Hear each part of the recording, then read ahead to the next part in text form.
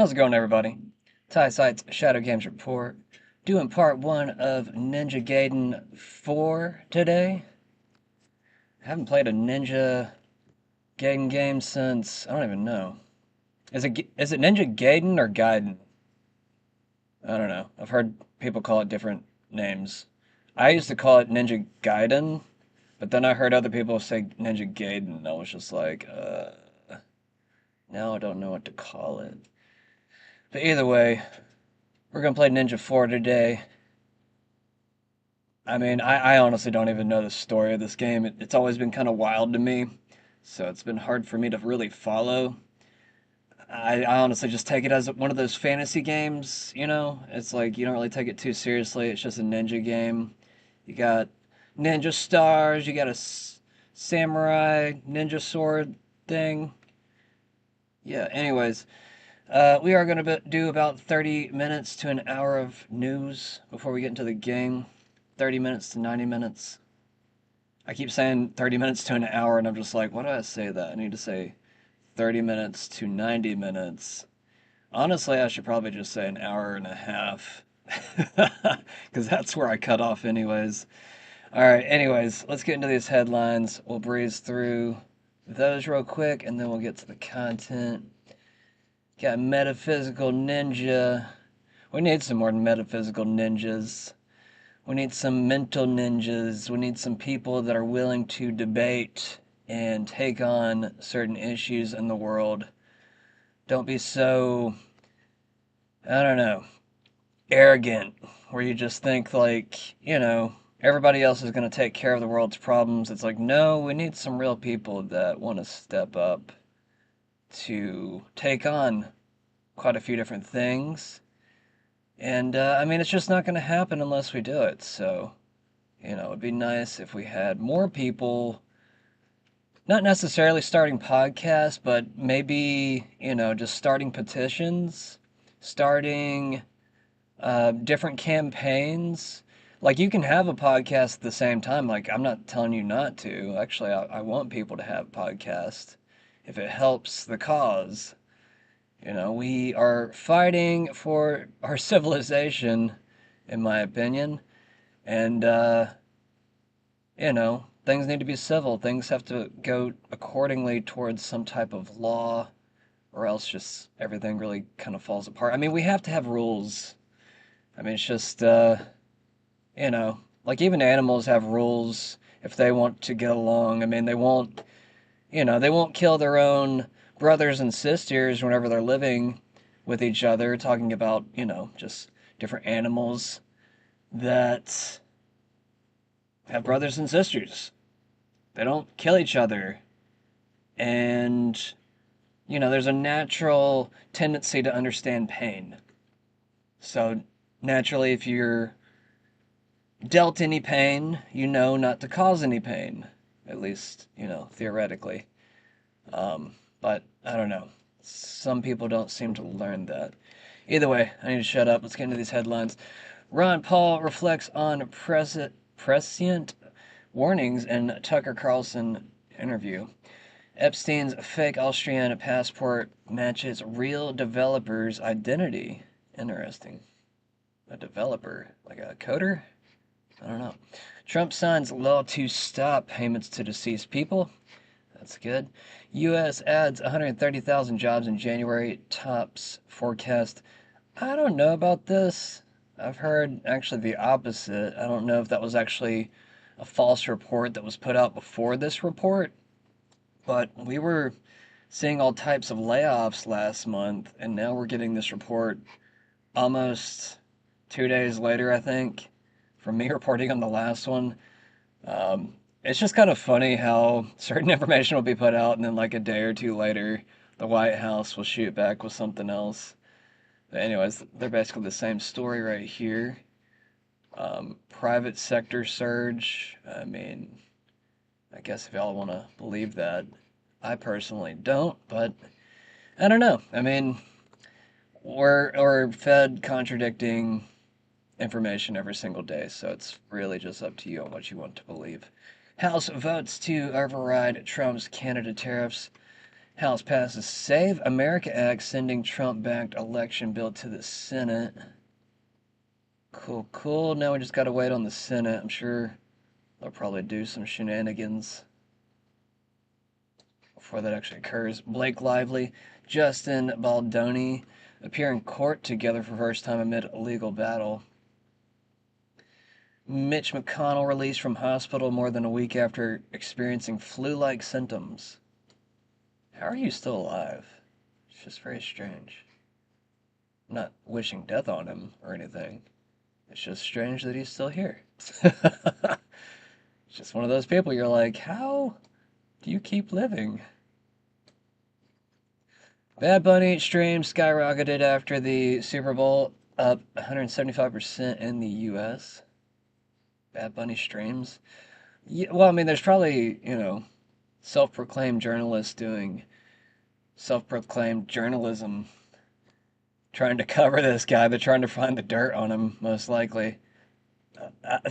That's one thing I've just come to learn about human beings. We're just trying to find each other's dirt on each other half the time. So I think it's kind of funny about some of the people that watch me. I'm just like, you're trying to get this weird dirt on me, and I'm like, dude, like, if you defame me, I will sue you. Like, I don't understand why people want to lie about each other. And I'm not saying that, these people are lying about Bad Bunny or anything, but it is kind of interesting analyzing the psychology of other humans that, if you try to start a channel or try to do something good, how you'll just have like this strange group of people just all come after you and start attacking you in different ways just because you're, I don't know, trying to do something good. I mean, it's one of those few things that makes me actually believe in stuff like archons and demons. You're just kind of like, dude, like, go away. Let me do my thing. Trump instructs spy agencies to provide intelligence to his Stop the Steal lawyer. Trump privately weighs quitting USMCA trade pact he negotiated. Bloomberg News reports. Also, just to add to Bad Bunny real quick, he might be a Satanist. I don't know for sure, but I know that different people have been speculating that. So, I'm not saying that people shouldn't investigate him. Like, anybody that has like weird stuff on them, definitely investigate. But definitely don't also make up lies about people. I don't know. We need to have like something to where it deters lying a little bit better. And if the legal process doesn't deter people, then you're just kind of like, okay, so what do we do about it? Like, do we just get like the cops to follow them for a few months? Get pulled over 10 different times in the same month? Like, what do you gotta do? I'm just joking, but I don't know. Sometimes the mind, gets creative whenever you have people starting to kind of like toy with you. Trump privately weighs quitting USMCA. I think I just said that. FAA lifts 10-day El Paso airspace closure hours after announcement. U.S. economy adds 130,000 jobs in January, exceeding expectations. I still don't think that's correct. I think they're fudging the number, but I don't know. I mean, it's not like we can do anything if they're lying to us, it seems like. Unless we just start our petitions and do our little votey things. I don't know, man. As a citizen, I kind of want a little bit more leverage on the government. I don't like feeling like all we have is some vote. Like, I don't know what it is either. Like, it's just, do we give civilian control of the military to where the government doesn't even have any control over the military? It just makes you kind of wonder. It's like, how do we get out of this weird, government tyranny, for lack of better words?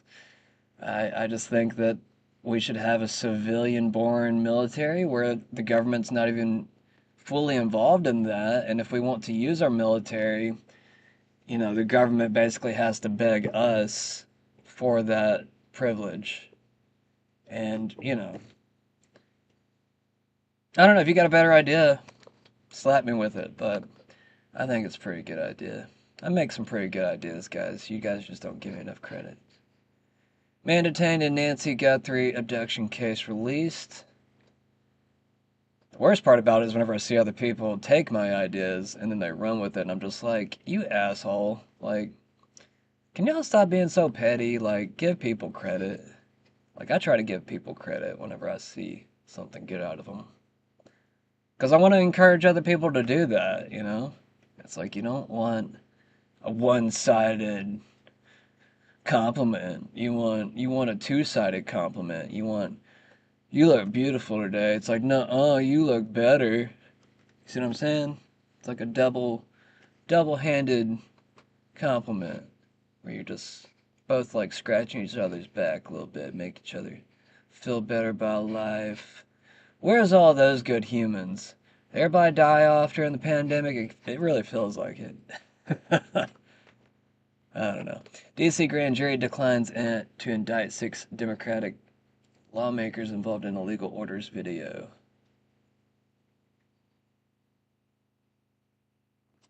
I mean, I didn't expect much out of that either. I don't know. I mean, they protect their freedom of speech, you know. Anytime there's like lawmakers or just feds saying horrible things, it's like, no, they'll protect their speech. 10 dead in British Columbia school shooting. I was actually kind of curious about that. I remember reading about that last night. Where's Tumbler Ridge at? Don't tell me that's in Alberta. I don't know where that's at. I don't know Canada that well. I feel like I know the Middle East better than I know Canada. Talking about, like, you know, geographically. Like on a map. Just because, I mean, just usually a lot of news out of the Middle East. Stuff we haven't been able to really avoid out of the past, I don't know, close to 30 years? Jeez. 30 years of different conflicts and wars. Alright, I'm gonna shut up. Let's get into the content. I covered this yesterday, but it was near the end of my news segment, so I'm gonna cover it again real quick. There's a storm coming, says Liz Churchill. I think that's actually somebody else in the video that says it. I don't know who says it in the video. Speak with DD. I don't know. I just started following her, so I don't know who the guy is in the video. Citizens track down the lawyers, enablers, and politicians who support Les Wexner as they seek answers for his public history of crimes against humanity, sexual abuse, and trafficking. Leslie Wexner, who is part of a trifecta of sexual abuse scandals. How you doing? Are we going to get some justice for the survivors, Mr. T-Berry? Survivors outside, we're going to get some justice for them. Johnson, you ever get tired of telling lies for these people? You ever get tired of telling lies for these people? I don't tell any lies.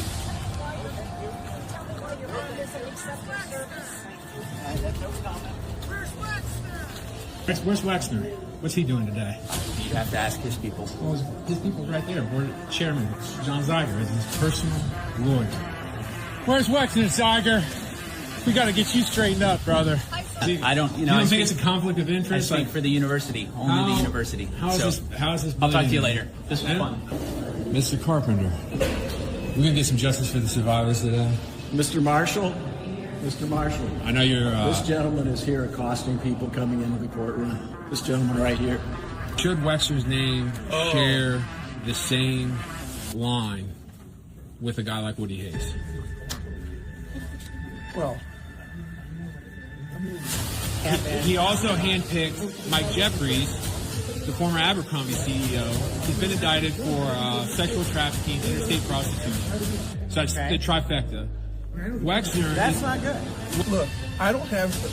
If you, I think Wexner's been tied to Epstein the whole time. What do you expect? What do you expect? I expect some people to talk about it, to get it in the media, to use your office. Leslie Wexner's been running around this city for 40 years, being in my opinion, being a sex criminal, and you guys act like you got no power. I put you on the spot, and I'm just a lowly county commissioner. You're one of the most powerful people in this county, brother. And you're going to stand here and act, I'm a small bean? Don't play that act with me. Listen, I think it's wrong. I think that someone, this needs to come to light. Somebody got to step up and all right, this happened, and agree to it. But you know what's happening at the national level, what's happening here, they're hiding all this stuff. I think it's wrong. The Wexner facility, that name was put up there with Woody Hayes, the most prestigious name in university history. $5 million donation. 2.5 came from his wife. The other 2.5 came from Jeffrey Epstein, his foundation with Giselle Maxwell.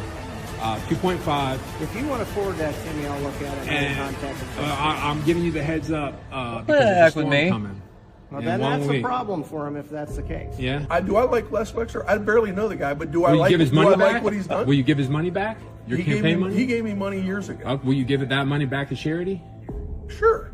All right, Sure. there we go. Thank you. Appreciate it. Sure.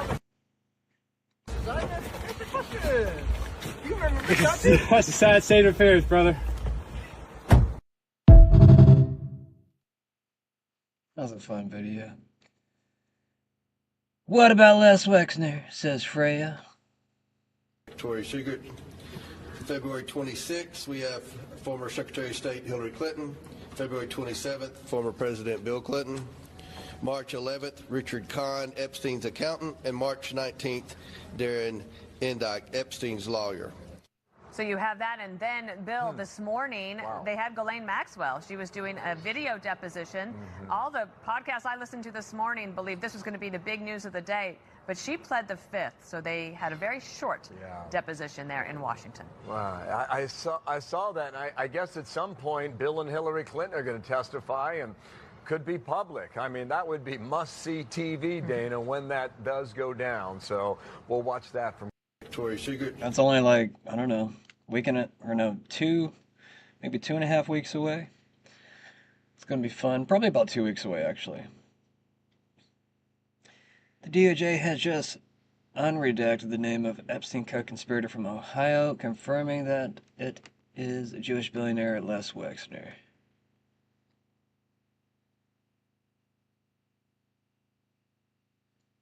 Lex Wexner gave Epstein total control of his $10 billion empire, power of attorney in 1991, buy, sell anything, borrow millions, sign taxes. Epstein ran the show for 15 plus years. Wexner, I keep saying their name wrong. Wexner, still worth 9 to 10.7 billion, still alive, still uncharged. Just subpoenaed by Congress in 2026. Deposition incoming. From Trump Girl Love. Why is this guy's closest Epstein buddy still free? Guess. Probably lots and lots of money thrown around. Just my opinion. That's from yesterday. Wasn't she the amnesty one? Yes, she is. Yes. Maria Salazar is the amnesty one. That's who he's asking about here. I don't feel like reading all of Trump's long-ass tweets. I'm still very curious how he even types that much. He must be using voice texting, because like I just don't imagine him sitting there with a phone typing all that shit for like 30 minutes. Woe to you fools who don't understand that the people capable of this won't hesitate to do the same to you and your children. Woe to you fools who don't realize that these people are already in control of our politicians and are the descendants of the Bolsheviks. Candace Owens has been popping off the past few days. I covered that yesterday too. Venezuela sends oil to Israel. Venezuela sends oil to Israel for the first time in years following the capture of President Maduro. Wow. Wow, wow, wow. Maduro hated him, so it's just kind of funny. I'm not laughing. I mean, there's really nothing to laugh out there. The Israeli citizen accused of running a biolab in Las Vegas has been released from jail by federal magistrate Judge Elena Yucha. She was appointed by Trump in 2019. And yes, she is. So she's an Israeli citizen.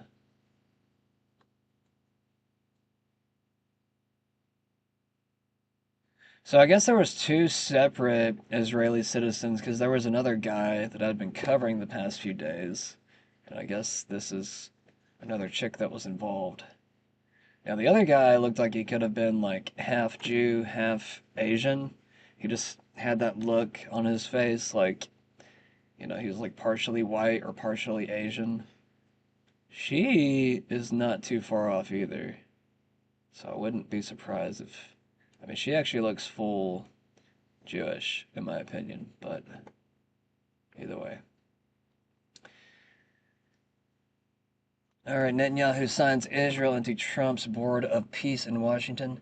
During a visit to Washington, Netanyahu signed Israel into the Board of Peace, a multinational body launched last month to handle Gaza's post-ceasefire governance, security, and $67 billion reconstruction. So we're having to fork over another $67 billion for the reconstruction, it looks like. I don't know if that's already been funded, but it's interesting to see that price tag now. Members include Saudi Arabia, the UAE, Egypt, and Hungary, with goals to enforce demilitarization and limit UN involvement. Interesting. So, what's the point of the Board of Peace with all these other countries? Are they actually going to have any real oversight? Kind of just makes you have quite a few questions about all of this. I don't think much of anybody really approves of what's really going on. It's just more or less Trump is doing whatever the hell he wants, and we're just kind of sitting here like, yeah, okay, have your fun, bro. Whenever you're done, check back with us at some point. Maybe he'll start listening to somebody. But I don't think Trump listens to anybody. Let's just be real. Benjamin Netanyahu met with U.S. Secretary of State Mark Rubio at Blair House in Washington. What's kind of strange is that I haven't seen Trump and Netanyahu together yet, but maybe I missed that today. I just haven't seen anything on X or anything about it, but maybe I've missed it. Ahead of my meeting at the White House with President Trump, I signed Israel's accession as a member of the Board of Peace. We will continue strengthening the unbreakable alliance between Israel and the United States, says Netanyahu.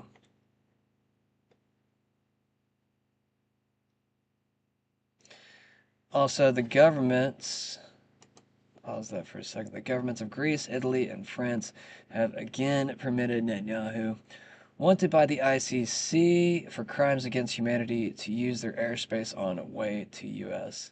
They are all members of ICC. International law isn't worth paper it's written on. Everything is out in the open now, no illusions.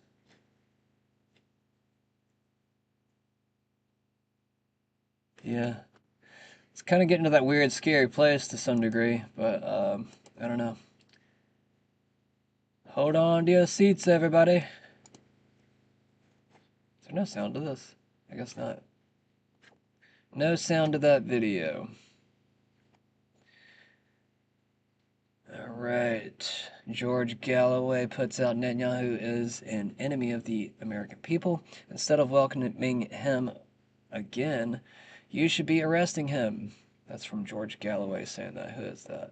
Straight talking, straightforward leader. Workers Party, GB, 7-time parliamentarian, anchor, is it MOATSTV? Whatever that is, I don't know. Never heard of it. It's almost unbelievable that he said that on camera. Imagine. This is a foreign leader bragging about how he's censoring Americans. Again, this guy runs a country of 9 million people that's totally dependent on our tax dollars to exist. And here he is on camera saying, anyone who opposes me in the United States, who opposes more aid to Israel or opposes getting sucked into war with Iran, which does not serve American interests, that person is not simply mistaken or wrong. I'm not going to bother to explain why that person is wrong. That person is a Nazi, part of the woke Reich, a Nazi. And the only way to fix it is by preventing Americans in the last country on earth with guaranteed freedom of speech, prevent Americans from hearing the other side. And so we push Congress to force a TikTok sale, which is true, by the way. Here he is just admitting, no, we push the U.S. Congress to censor in the United States, to commit censorship in the United States because we think it's bad for us. And we need to talk to Elon. Free speech is central to the entire idea of America. In fact, it's really the only thing that sets us apart from any other country on earth. And here's this guy, a foreign head of state, who, let me restate, is totally dependent on our tax dollars to exist, is saying Americans don't have that right, and he's going to do some kind of secret pressure campaign on Elon Musk to censor X because it bothers Israel? What? Did he say that about Elon? I don't remember that. I need to look that up. Actually, let's do that real quick. Pete Hegseth puts this out from Donald Trump. I have just finished meeting with Prime Minister Netanyahu of Israel and various of his representatives.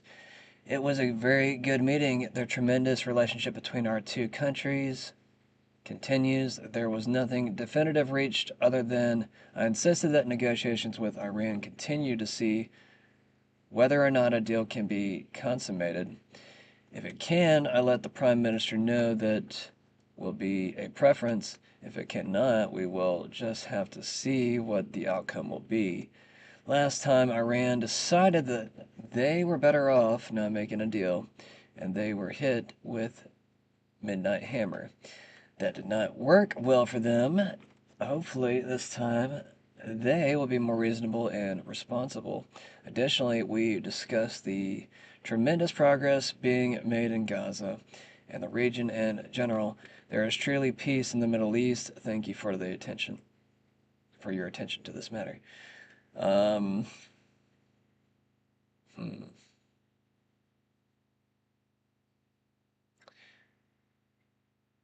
For the moment, I guess we can at least agree on that for the moment. Yes, there is peace in the Middle East. For how long? I mean, probably until the next time Israel pops off. But, I don't know. Where do we go from here with all this stuff? I mean, it seems like Trump plays this, what I call gray ethics and even gray psyops, where he'll do some good things, but then he'll do something really fucked up, that makes people mad for like a few months, and then he'll calm down for a little while, and then he'll do something again, but then he'll do a few other good things, and that draws people's attention away from his true intentions. But I don't know. I mean, the Q people will argue against me and say that no, that's not what he's doing. He does weird subterfuge and he does, a lot of military tactics and all this other junk. And you're just kind of sitting there like, bro, if you're going to defend all of that, like, I don't know, just, I don't know. I just want to get out of this weird place where it feels like our president isn't on our side. Like, to the American people, the optics look horrible. Like, I know this might be optics to the enemy. At least that's what the Q people would say. But I'm a little bit more realistic, and I'm just kind of like, no, this is destroying people's trust. Like this two-faced behavior is destroying people's trust within the government even more. And is that the point? I don't know. I mean, sometimes you might try to stimulate the people with something false just to get their attention. But for how long? For years? If it's years, that's just psychological torture. Constantly lying to people, pretending like something's better when it's not. That's gaslighting. I mean, yeah. Could add so much more into that. All right, let's see.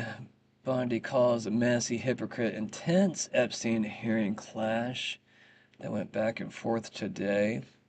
Let me get back over here real quick, though. I was going to ask a question. Oh, yeah. Did Netanyahu threaten Elon's ex, like Tucker said?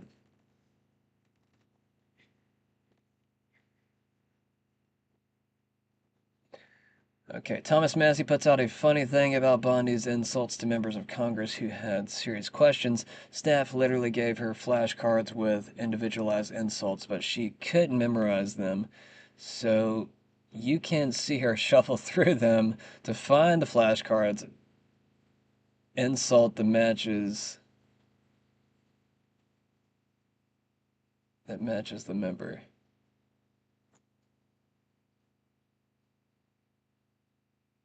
Kind of curious on what he's talking about there. I didn't watch the whole thing, I just saw clips of it. So some of this might still be new to me. AG Pam Bondi just called out hypocrite Thomas Massey for voting against the ban of deepfake AI porn. What? Did he? Hold up. I don't know about this. Sometimes they package the bills together with other things. So that could be a misrepresentation right there. Like, he might have voted against something else in that bill. And that might have been a part of the whole thing. Because, I mean, sometimes they do that to each other. They'll be like, it'll be like an omnibus bill, and they'll have like several different bills inside of the same thing. And there'll be like, quite a few different things that people don't want, but maybe like that one thing that's okay with them. But they go ahead and vote out the entire thing just because, there was all those hidden small text, small little things added here and there. And I mean, it could totally run a bill. Anyways, let's play this real quick. Bo Loudon, I think. And it's not in the files for any of these other men. Time of the gentleman has expired. May she answer? And he's a hypocrite because he voted against the ban that we were talking about on deep fake AI porn. Only 2 people voted against it, and you were one of them, hypocrite. The gentleman's time has expired. Now that's political showmanship. I just want to put that out there. Like, she came prepared with this, it seems like. Like, she had almost like something that she's reading off. Because she was looking down at the paper. It's almost like she came there prepared to fire off against some of these people. Which is just, I don't know, it's a horrible look. It's like having dirt on a bunch of different people, and then you show up with a big binder, and you're like, okay, well, I'm going to turn to page 35 with Massey on it. Okay, let me look at this. Did Netanyahu threaten Elon's ex? Like Tucker said, no, Benjamin Netanyahu did not directly threaten Elon Musk X platform, formerly Twitter, in the way Tucker Carlson described. Tucker Carlson accused Netanyahu of boasting about censoring American critics of Israel, particularly those opposing U.S. aid, smearing them as Nazis or part of a woke Reich, and applying pressure on platforms like X to suppress such voices. This stems from recent clips and commentary where Carlson portrayed Netanyahu as meddling in U.S. free speech, bragging about influencing American discourse, and labeling opponents harshly. However, there is no public evidence of a direct threat to Musk or X, specifically in the form of coercion, blackmail, or ultimatums. Instead, historical interactions show in September 2023, Netanyahu met Musk in California and urged him to curb anti-Semitism on X. Really? That was 2.5 years ago, I guess. Within the confines of the First Amendment, praising Musk's free speech stance while asking for balance against hate speech. Musk agreed to de-amplify, reduce visibility of hate content rather than outright censor. So yeah, I mean that's still censoring.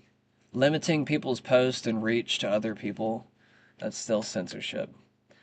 It's kind of like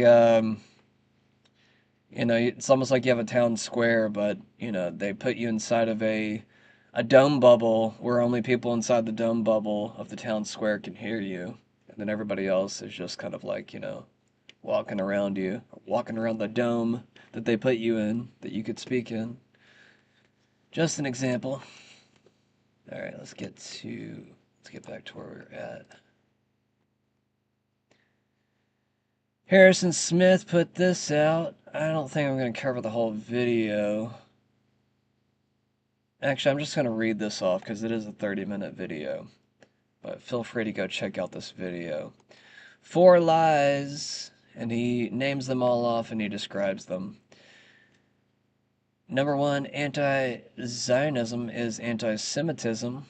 Number 2, history shows that anti-Semitism destroys nations.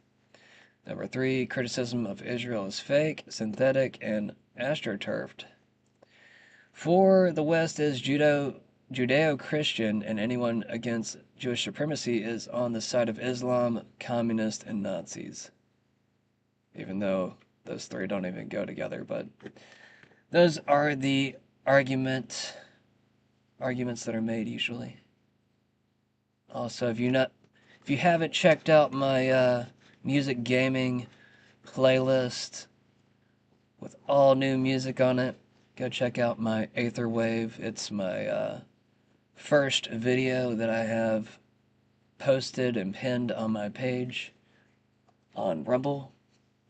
It's also pinned on X, and if you go to the comments on X, you can actually play it from YouTube. So you can watch it on X if you want to, but you can also watch it on YouTube, you can watch it on Rumble. I don't really get much activity on YouTube. YouTube is like the most content restrictive platform that I'm on. Like my videos literally don't go anywhere. They just sit there. I mean, but it's not like I'm really trying to share them around or nothing. I don't like having to force my content on other people. I just want the algorithm to do everything, but at the same time, seems like that's doing more damage to me than helping me. I probably need to find some new strategies. But either way, ADHD medication and SSRIs, we have far better data on pharmaceuticals than weed. That is why prohibitionists constantly drone on about potency, disregarding actual THC consumed and bioavailability differences between smoking and edibles. Study shows nearly 300% increase in ADHD medication errors. Experts call for patient and caregiver education and for development of improved child-resistant medication dispensing and tracking systems. Sounds weird. I don't even know why I posted that. I saw like something was trending towards SSRIs, and I think that's why. Crushing economists' expectations. This is either real or it's White House propaganda. You make up your own mind about that particular number if you want to. World leaders by number of U.S. visits during the second Trump administration. Netanyahu is 7 or 6. I've been hearing from different people that it's either 7 or 6. Zelensky has visited 3 times. Everyone else has visited once. So we can see who is prioritized. You can always tell who's cared about the most by who they put in the forefront of their value and, well, like I said, where they put their time. It's gross to see. I don't want to keep them on the screen.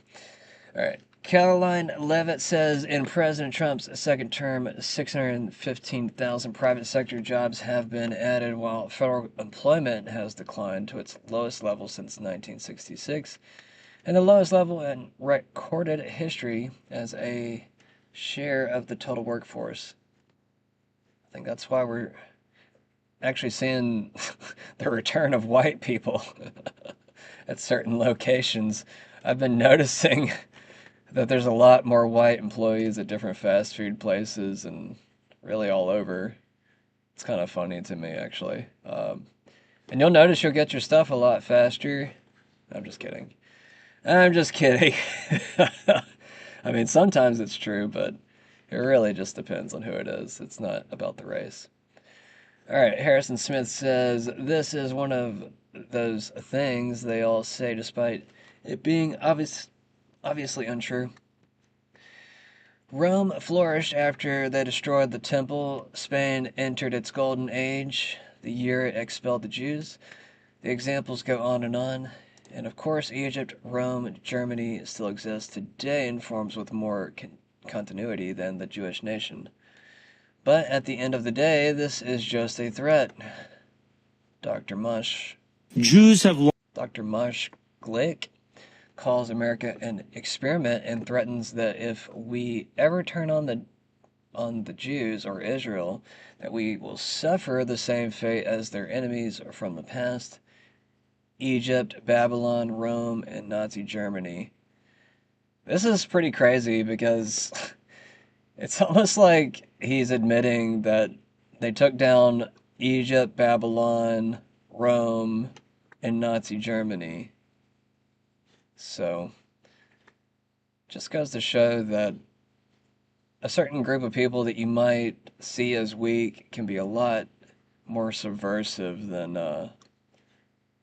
than what we've been taught our entire lives. But I don't want to sound anti-Semitic. I'm just speaking from history. And I'm also speaking from this post. Long been the canary in the coal mine. Whenever anti-Semitism rises, it's a sign that democratic values, religious tolerance, and civil liberties are in decline. I urge this commission to confront these egregious actions.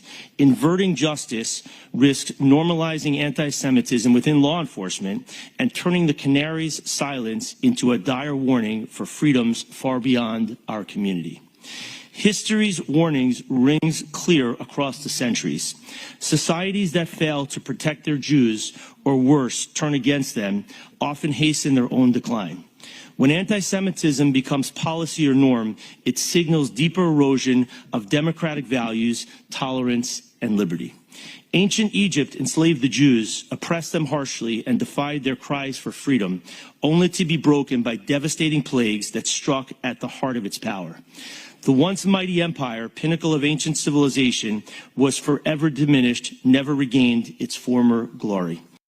Okay, first off, no one is jailing the Jews here in America. No one is silencing your speech. No one is, throwing you off cliffs or top of buildings. No one is doing any of those things. And everyone is aware of false flag events now. So, half the time whenever there are those type of events that target a certain group of people, naturally everybody looks at that person that did all those things and they're like, okay, did this person have any ties to the government? Were they a patsy? That's where everybody's mind is at now, especially after Charlie Kirk, and especially even after the attempted assassination of Trump. We all know what a patsy is now, so either way, no one that I know of is directly calling on the death of Jews. Now, I have seen those people online. Do I know them directly? I don't know who they are. I mean, they could be a bot for all I know. But we do need to have the conversations that are affecting everybody, like, okay, if the economy's not doing that well, and you have a certain group of people that are in control of those things, you naturally have to question that group. I'm not even telling you which group I'm questioning here, but you already know who I'm talking about. So, if the economy's not doing well, and if there's a certain group of people that are in control of that economy, or how it performs, or how it might even have policy targeted racial discrimination, I mean, naturally, you just have to question those people that are in power of those policies, and you do something about it. Now, what that is, I don't know, but it does kind of seem like if there is one group of people in power over something, you need to mix up and diversify that power. That was kind of like the whole point of DEI to begin with, and now we've gotten to this weird point of like just replace every white person that you see with anybody but a white person. But you can still have Jews. I don't know when. I guess it's been like that my entire life. I mean, some Jews consider themselves to be white, but apparently there's a large group of Jews that don't consider themselves to be white. And that idea was foreign to me until about, I don't know, a year or two ago. I didn't think that they saw themselves as a different race. I just thought it was a different ethnic group, which means they might have a little bit of a mix of something else in their genetics, because we all knew where supposed Jews came from. You go back as far as Babylon, or the Canaanites, different parts of the Middle East, that would naturally have different mixtures of different things. But as far as I'm aware, many of the Jews in Ukraine, the Khazarian Empire, did convert. Like, they might have been something different before. We also have to realize that there were lots of conversions throughout history to different religions. I mean, there was a mass conversion into Christianity. Let's not forget that one. There was many other gods. I mean, think about even the Norse people. They had their own Norse religion, and Christians came in, and I feel like the Norse kind of naturally accepted some things, but at the same time, there was still some pushback. It wasn't all just, everyone accepts Jesus now. It's like, no, there was pushback. There was people resisting all of that. And no one wants a foreign religion pushed on them. And I can understand why people fought back against Christianity, but at the same time, I think it is primarily a religion of peace. It's just that we have people that abuse the Word of God and will try to control people with it. But either way, moving on. Oh wait, I need to finish this video. Babylon razed Jerusalem, exiled its people, and soon vanished from history's stage. Mighty Rome crushed the Jewish quest for self-rule, destroyed the temple, only to fade into the history books. Nazi Germany boasted a 1,000-year Reich rooted in hatred of the Jews, yet that hatred devoured it, collapsing in just 12 years by 1945. All four of my wife's grandparents survived the Shoah.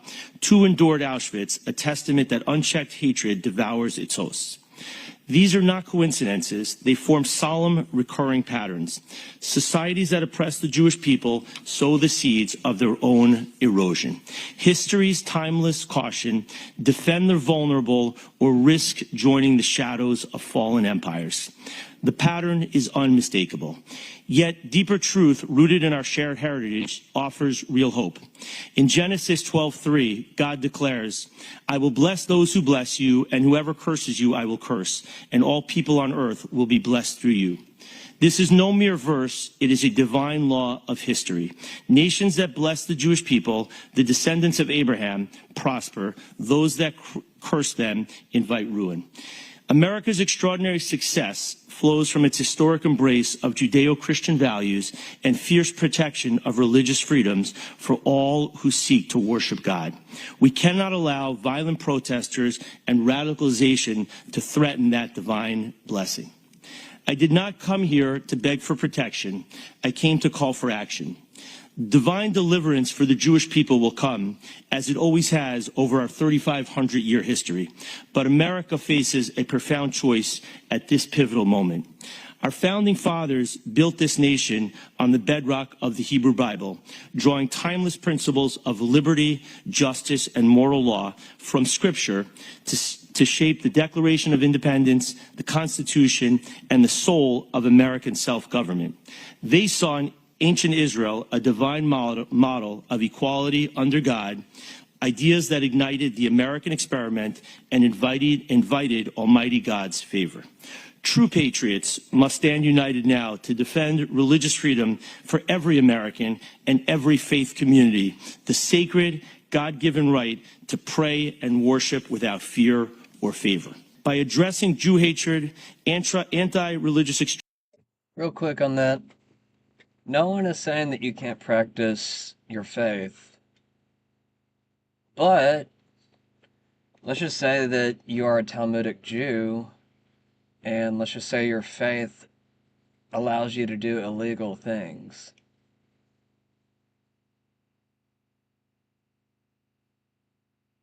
Or even speak out against another religion like Christianity and try to shut it down just because you think you are the authority because you're Jewish. Which has gotten to a weird place now. It's just like, how do all of a sudden Jews control Christians and how they see Christianity or even Jesus, whenever Jesus was in opposition to a lot of the Jews that never accepted him? Not only him, but just, I guess, the way of the Torah. I mean, that was the whole point, you know, of calling them out. They were of pagan gods, the cult of Baal, Moloch, and many other branch-off gods. They ended up being classified as demons later on. Literally, look it up. Look up demonology. Look up demonology right now and tell me the names of the demons that are listed. They'll all be pagan gods that were thrown out. Many of them are Canaanite gods. So just be aware that the reason the cult of Yahweh, in my opinion at least, became so prominent is because Yahweh was in opposition to a lot of these other gods by saying that there is no other God besides me. You know, correct me if I'm wrong, but that's just the way that I see it. It seems as if that became a very powerful idea to all of the peace-loving people of that time, and that's why, you know, they came around Yahweh. And then you had Jesus that saw this idea and had to form opposition using his Father, you know, that divine being. Whether it truly is Yahweh or not, but, you know, Jesus still had that divine Father. Because I know some Christians see Yahweh different. It just depends on how. I mean, the Torah Jews, though, will see Yahweh as, you know, that divine figure. But there are different, you know, sects, and they all see things differently. Like, there's the Zionist Christians that see the Old Testament in more preference than the more Reformationist Christians that take a preference in the New Testament. You see what I'm saying? I feel like that's a huge contradiction, though, for Zionists to take preference in the Old Testament over the New Testament, because if they do call themselves a Christian, then naturally you would have to take favor within your Savior. Otherwise, you are giving into the older ways, the ways that were condemned to a degree. Now, and I'm not saying the entire Old Testament was condemned, but there were certain things, obviously, that were updated due to the fact that Jesus changed the value system. Jesus was a lot more sympathetic and forgiving than the Old Testament. And probably even more forgiving than his father, in my opinion. I think that's why some people see Jesus as the replacement for Yahweh. But either way, hopefully you get where I'm going with this. Alright, I'm going to finish this video up. I'm also going to read this real quick since I stopped it. Anna Paulina Luna says Jeffrey Epstein was also Marius Robert Fortelny.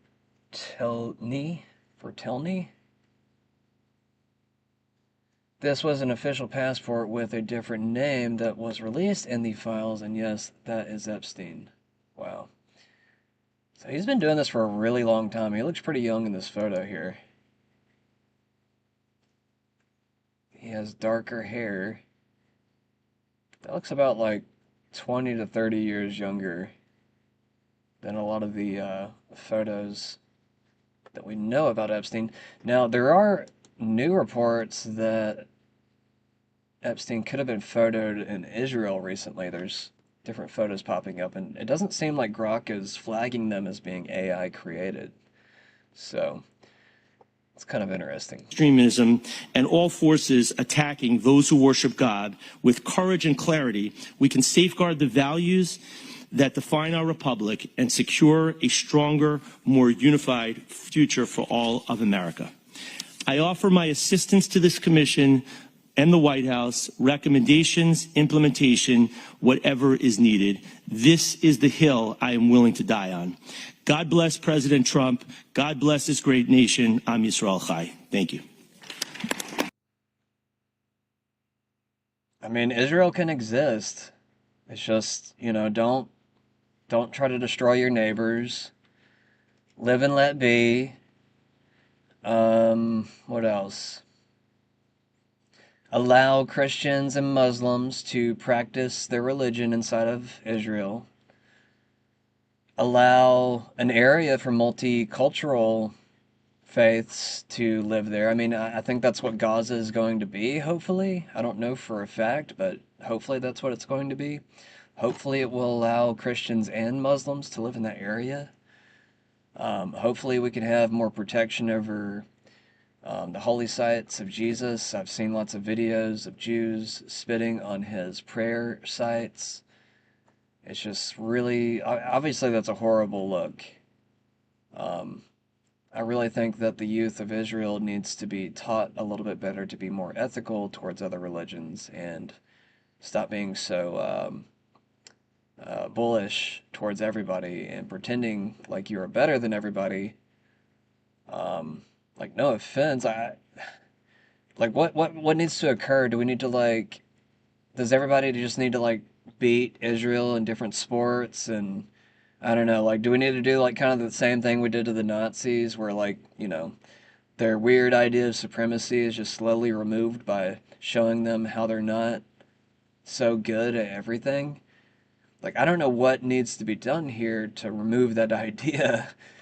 Now, you know, there are holy Jews, but there are the unethical Jews that constantly keep getting banned and expelled, you know. Maybe we need to like have that idea, or that not idea. We need to have that talk about ethics and what God actually wants.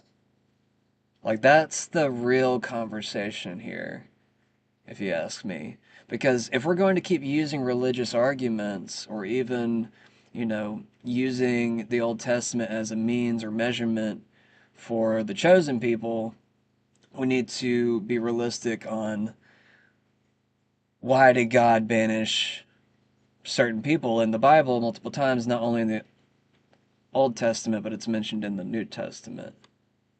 So, you know, their own book is kind of like destroying them at the same time, strangely enough.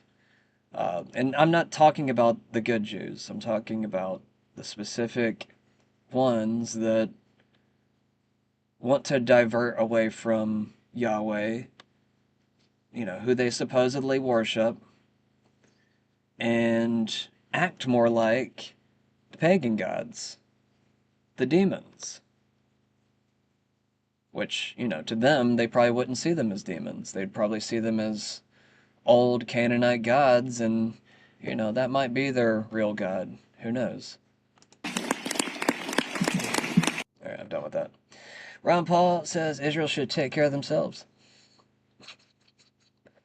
Why does Israel need our help? We need to get out of their way.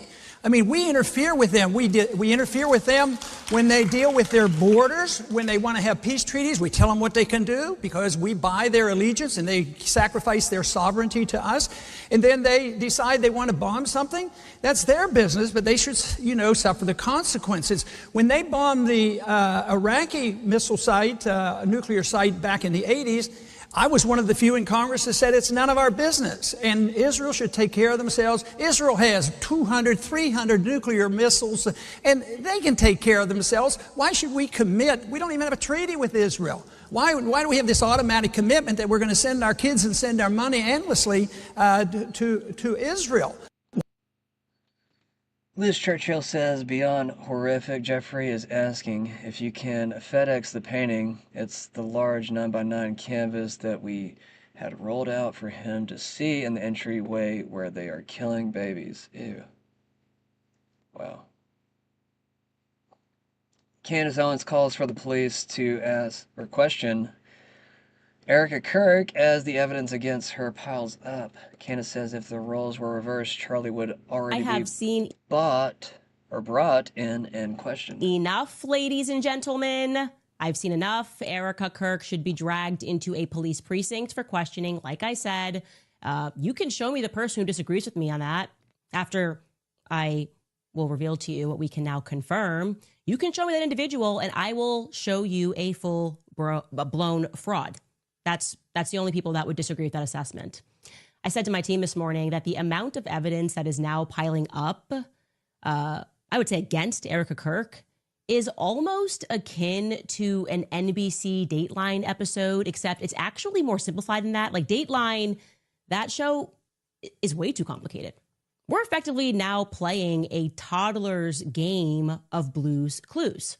Now, for my international friends who don't know what Blue's Clues is, it's a child's program here in America where toddlers follow along a massive blue dog as he puts his paw prints on certain clues around a house, 3 clues, and they try to put together a picture in the end. What is Blue trying to say?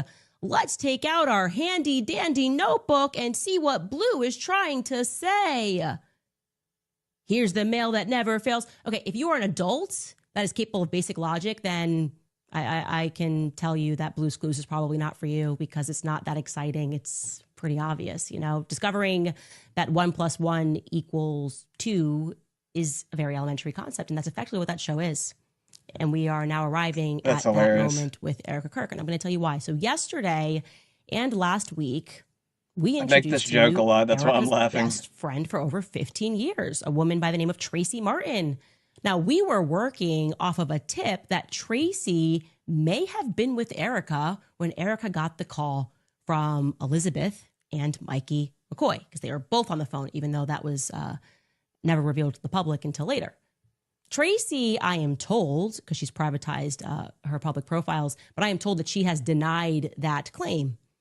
Okay, let's assume Tracy's telling the truth and that she was not with Erica on September 10th. That's not even relevant to what we're about to reveal to you, because what Tracy cannot deny is that her daughter is indeed Erica's assistant. I've confirmed that. And I want to be very clear here that this young woman did nothing wrong. She's not done anything wrong. I'm intentionally choosing not to name her daughter because I don't want people to stalk her, to reach out to her, or to try to learn anything about her life. She, like I said, has done nothing wrong. And in many ways, she's just beginning her life, okay? She doesn't get to choose who her parents are, and who among us would not jump at an opportunity to go work with the wife of the CEO of a massive student organization like Turning Point USA. You would accept that job gleefully. That's a wonderful opportunity in life. So I just want to overstate here that this young woman needs to be left entirely alone, okay? Choosing not to name her. However, it is a fact that she was supposed to go to UVU on September 10th. I remind you, this is Erica's assistant. And it sort of tracks, given Erica's public admission that she too was considering going. But remember, Charlie told her, home needs you. Home needs you. So she was instead going to go meet him at the next event, which was in Colorado, slated for later that week. Charlie did not want her to go to the UVU event because the kids needed her. Home needs her. But he totally wanted her to become the chairman and the CEO of the company in his absence, right? Like that totally tracks. That makes perfect sense. Anyway. But the reason that Erica's assistant and her mother, Tracy, Erica's best friend, told people in their orbit something quite interesting, actually. The reason that they told her that they didn't go is different from the reason that Erica didn't go, obviously. Tracy and her daughter told people that Tracy had a bad feeling. Like I told you, we've confirmed that. Tracy had a bad feeling, and so she stopped her daughter from going to UVU. This is now confirmed. It's a fact. So let me carefully unpack to you why that is bananas. The day before, as we know, Charlie messages a group.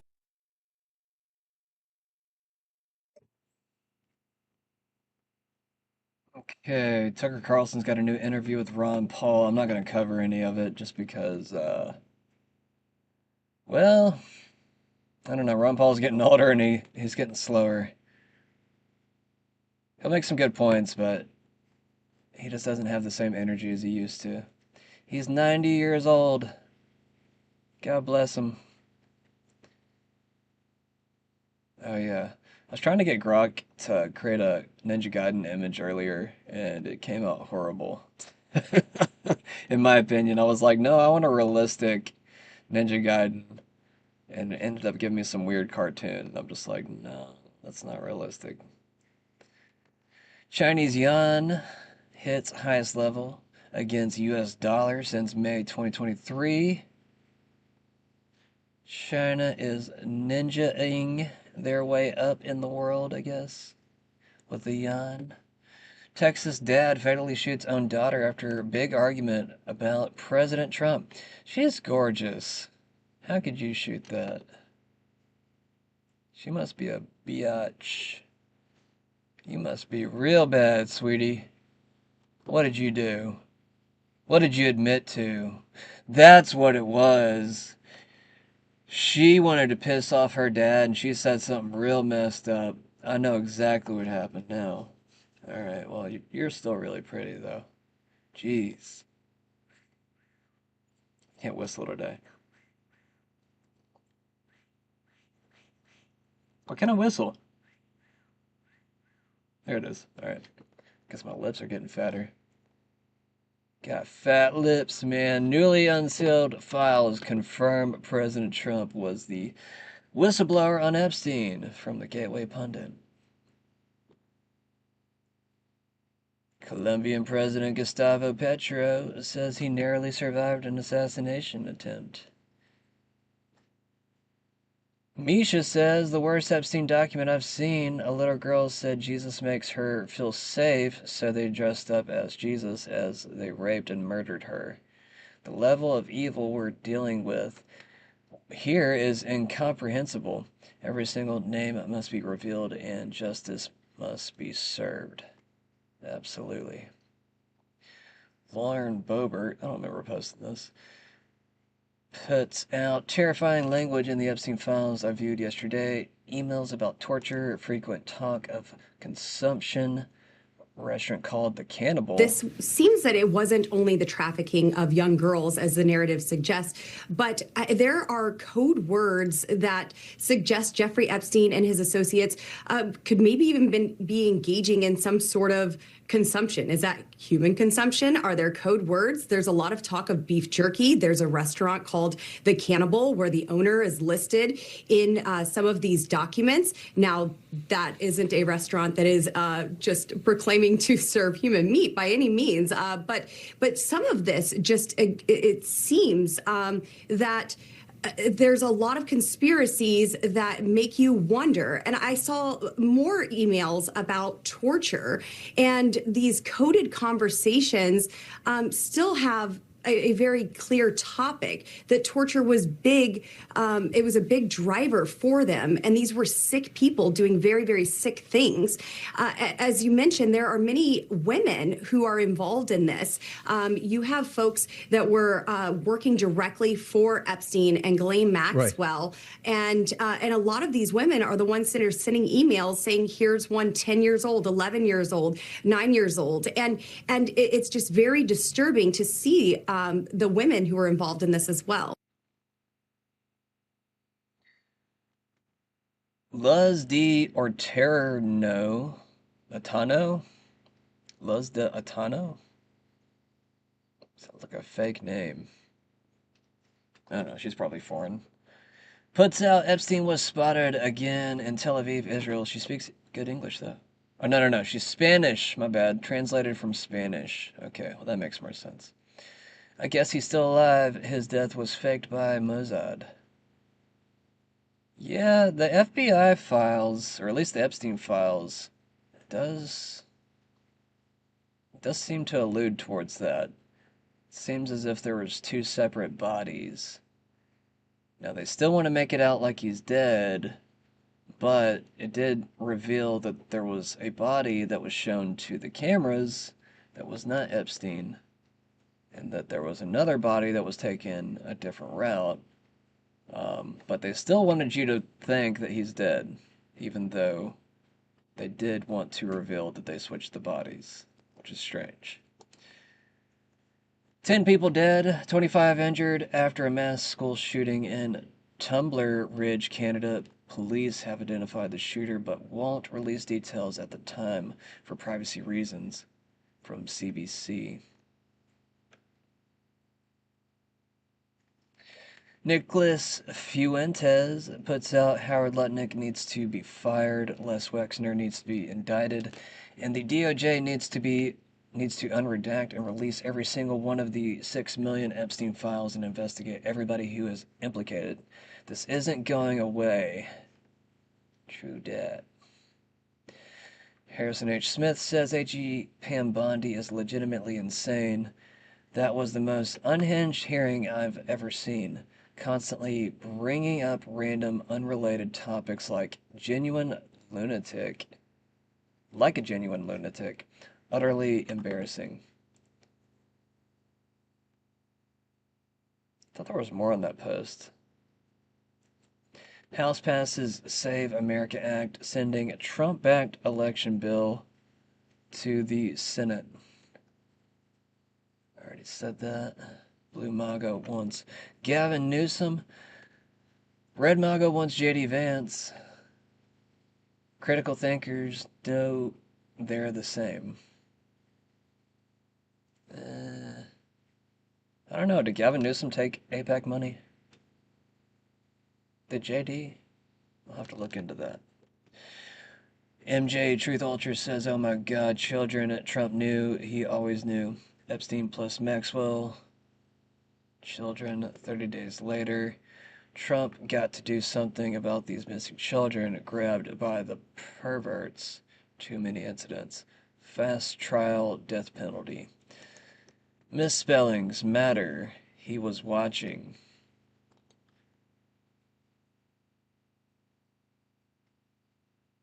Huh. MJ Truth keeps putting these these actors in I guess they're like gifs. That's probably what it is, actually.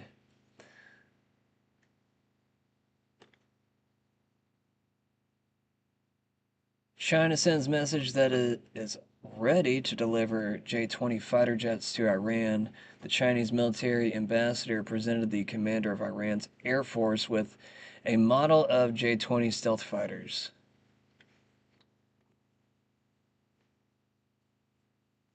Drogo says Ben Shapiro was wrong about everything. Why war in Iraq is right for America. Wow. That was back in 2005. Shapiro I think, is this a modern Shapiro post? Doesn't say. Shapiro says, I will never vote for Donald Trump. Here's why. Daily Wire. Were they around back in 2005? I don't even know. Thomas Massey says he has confirmed that Howard Lutnick gave Jeffrey Epstein his personal phone number with their assistants coordinating Republican calls between the two. Congressman from Kentucky, Thomas Massey, is back here with me tonight. And thank you, sir, for being back here. I believe you went back to the Justice Department today. If you did, what more can you tell us about what you saw? Well, I saw that Lutnick shared his phone number with Epstein, and that their assistants were setting up phone calls between them. So there is at least that other connection. I didn't find any new names today. I didn't have a lot of time to spend there. But the main, by the way, it's a room with 4 computers, and it's busy all the time. There's always at least 4 congressmen in there. And the main complaint that I hear as we search through these files is that when you unredact some of the files, you encounter more redactions. And then when we ask the DOJ, why are these files redacted? Why can't we remove the redactions? The DOJ says, well, that's the form in which we received the files. Now, here's the problem with that, Caitlin. The legislation that Ro Khanna and I wrote directs the Attorney General to produce the documents, but they have to give all the documents that are in the possession, not of the DOJ, but also of the FBI and also of the U.S. attorneys. So what's happened, it seems, is that the U.S. attorneys and or the FBI have redacted documents, given them to the DOJ, and then the DOJ hasn't done their diligence to go get the original documents. But the whole point of letting lawmakers go into that room is that you're supposed to be able.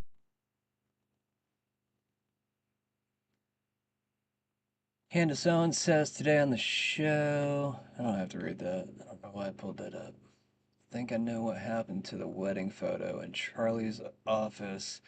Carrie Prejean gets fired for refusing to bend the knee to Zionists over Catholic doctrine. I also have that. Surprised I haven't gotten to it yet. Hired actors at the Super Bowl? What do you mean, hired actors? I didn't watch her show today. Carrie didn't hijack anything.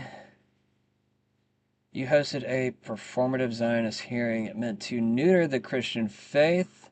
Carrie spoke truth as a Catholic and Christians. The truth cannot be defeated. Zionists are naturally hostile to Catholics because we refuse to bend the knee to revisionist history and support the mass slaughter and rape of innocent children for occult Baal worshippers. Your decision will only further the Christian enlightenment which is taking place in this country. And for that, we thank you. True that, actually. This is why I support Candace's stuff like this. Absolutely. I mean, I think it is actually opening up a lot of people's eyes. I think it's even probably converting a lot of atheists that might have lost their faith at some point. You know, maybe they are going back to it, or maybe even people are hopping religions to Christianity. I've even seen some Jews start to come over towards Christianity with all of this. So it's kind of interesting, just the cultural phenomenon of it all. Howard Lutnick lied, says Fuentes. Oh wait, I want to read this real quick. I want to read the first paragraph, maybe. From Dan Patrick says, Carrie Prejean Baller has been removed from President Trump's Religious Liberty Commission, which is absurd on its face. I just want to say, the commission is called Religious Liberty Commission. So I actually made sure I reached out to Carrie, actually, before the show tonight. I mean, I just commented on one of her posts. I didn't, message her or nothing. I don't think she has that option on her profile. But I did comment on her profile. Hopefully she sees it. I think she should create her own Religious Liberty Commission. I think it's important to keep this conversation going.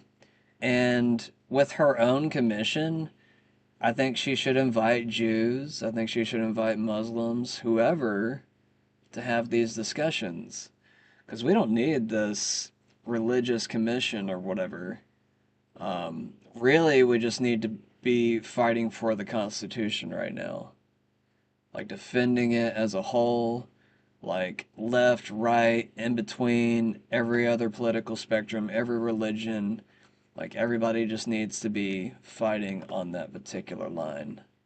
But anyways, no member of the commission has the right to hijack a hearing for their own personal and political agenda on any issue. This is clearly without question what happened Monday in our hearing on anti-Semitism in America. This was my decision. So I guess Dan Patrick, is that the one that made this decision? I guess he's the one that kicked her out.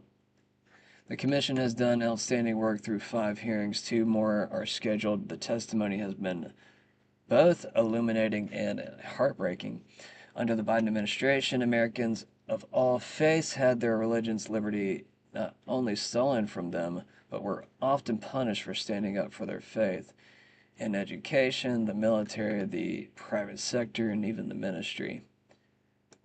You know, something that's different about Zionism, though, is that they literally will colonize territory in name of their faith. And then if you speak out against that, they say that you're being anti-Semitic, which I just want to point out that Zionist Christians are not Jewish. You're not the chosen people, okay?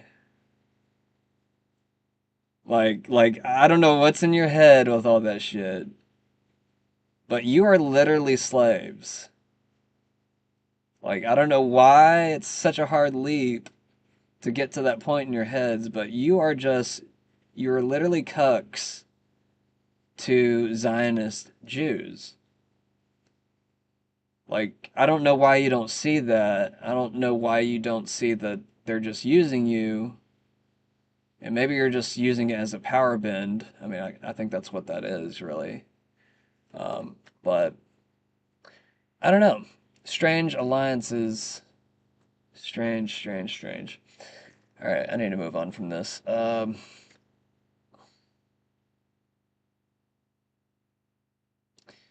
Americans of all faiths had their religion's liberty not only stolen from them, but were often punished in standing up for their faith in education, the military, the private sector, and even the ministry. This spring, the Commission will deliver one of the most important reports in American history directly to the President. The President respects all faiths. He believes that all Americans have a right to receive the great inheritance given to them by our founding fathers and the First Amendment. I am grateful for... I mean, Muslims are opposed to Zionism a lot of the time. Many Christians are. Many atheists are. Many Jews are, actually, too. So, either way, I need to move on from this. Talk tonight a little bit about Howard Lutnick, who was questioned in a Senate committee earlier today about his connections to Jeffrey Epstein. Big problem. Howard Lutnick is the Commerce Secretary in the Trump government, close friend of President Trump.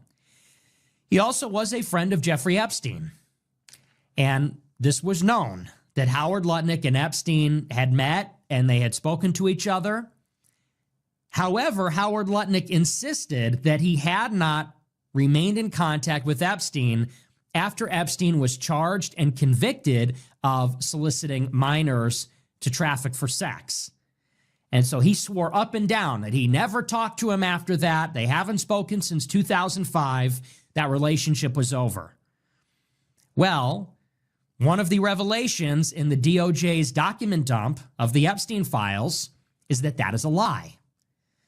And it seems that Howard Lutnick continued a correspondence with Epstein, and actually his entire family visited Epstein's island long after Epstein had been charged, convicted, and served prison time for those crimes. So he lied, and we know that, and that is on the record. And now the Trump government is standing behind Lutnick. There's calls for him to resign, obviously. I think that's appropriate. And the Trump government is refusing. They say this is a distraction. We are ready to move on. The DOJ says we're done with this. They do it to themselves. It is self-inflicted, this entire thing.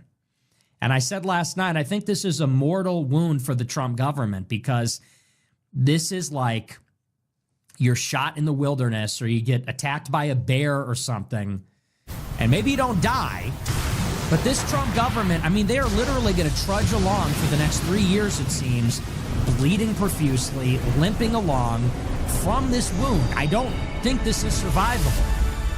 They're going to face questions about this, scrutiny, pressure. There will be demands for more documents, for more declassification, ultimately for names and investigations. And you know the DOJ is not going to serve that up right away, if ever. And so they're going to be dogged by this for the next 3 years. It's going to be brutal.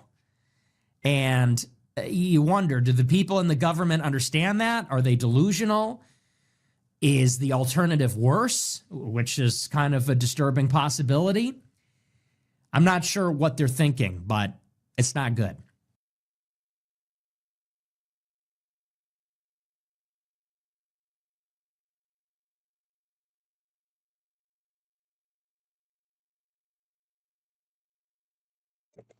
Kerry Prajine Bowler says, Dear Chairman Patrick, I write in response to your public statement falsely claiming that you removed me from President Trump's Religious Liberty Commission.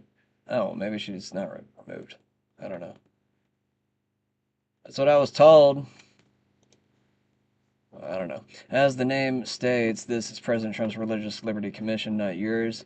You did not appoint me to the commission, and you lack authority to remove me from it. Oh, nice. I like that.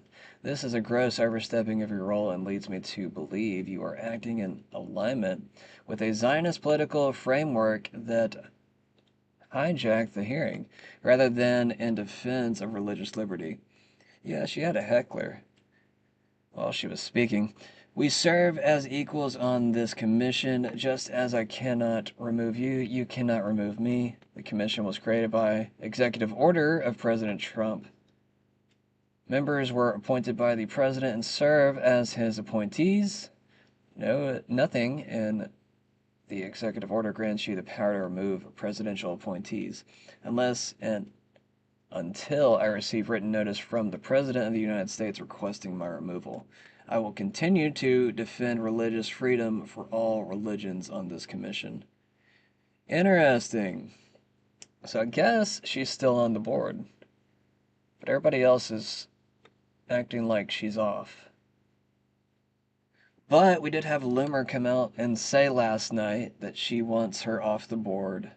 And then we had this big hoopla in the news all day that she was off the board. I think they were trying to influence President Trump's decision on that. I have not. This is only 3 hours ago, by the way, from Kerry Prajine Bowler. All right, moving on from this. Oops.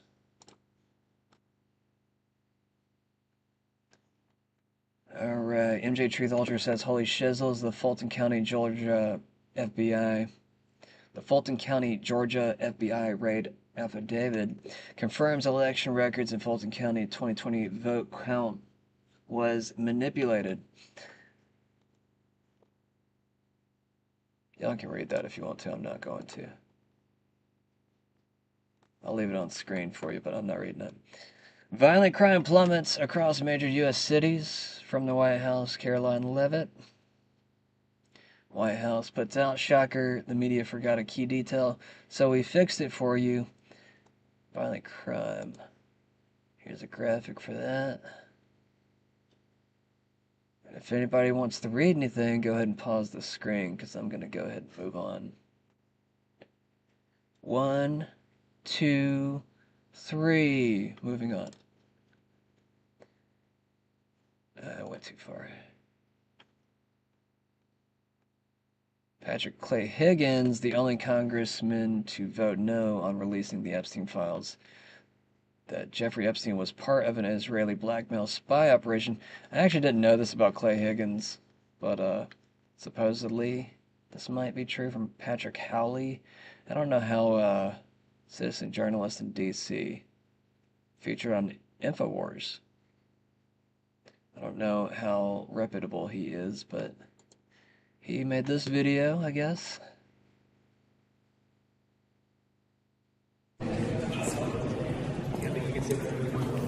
Hey, Congressman, how do you respond to the criticism that you received over being the lone vote with regard to the Israel issue recently? How do I respond to it? Yeah, I mean, What do you mean? why do you think you were the lone vote in terms of the Epstein releasing the Epstein files? I'm comfortable that I did the right thing. But don't you think that the people should know if the U.S. government's being blackmailed? If the U.S. government's being blackmailed.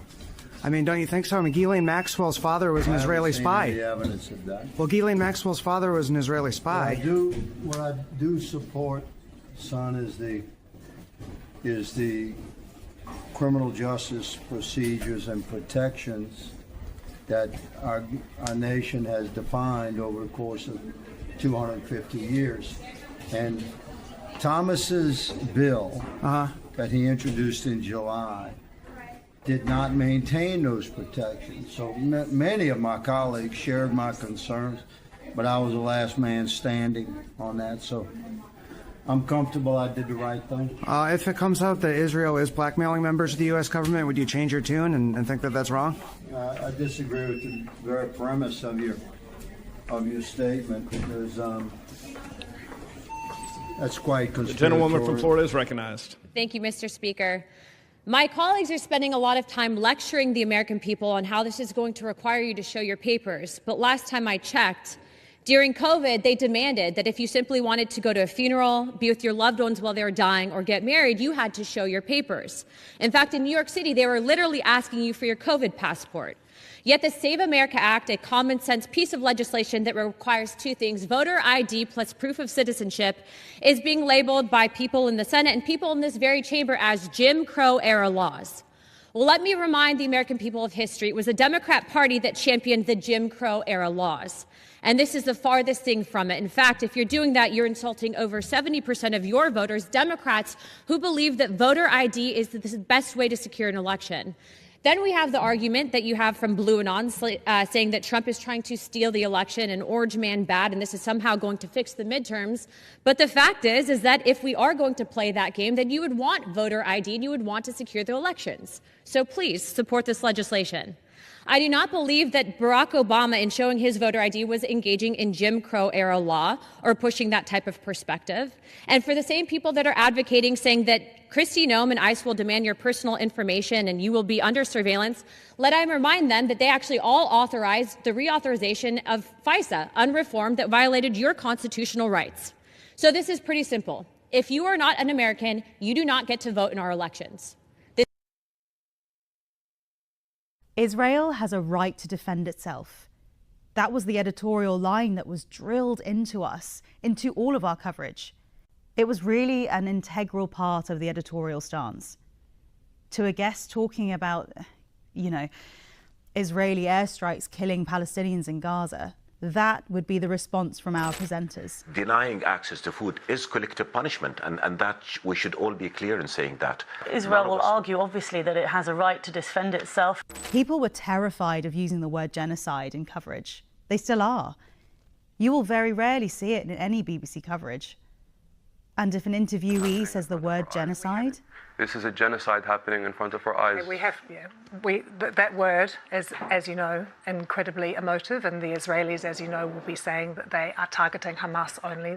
The presenter will almost always panic. The Labour Party, of all political parties, which has always had a strong peace contingent within it, is now actually supporting genocide. OK, if we can maybe just avoid that language, if that's OK.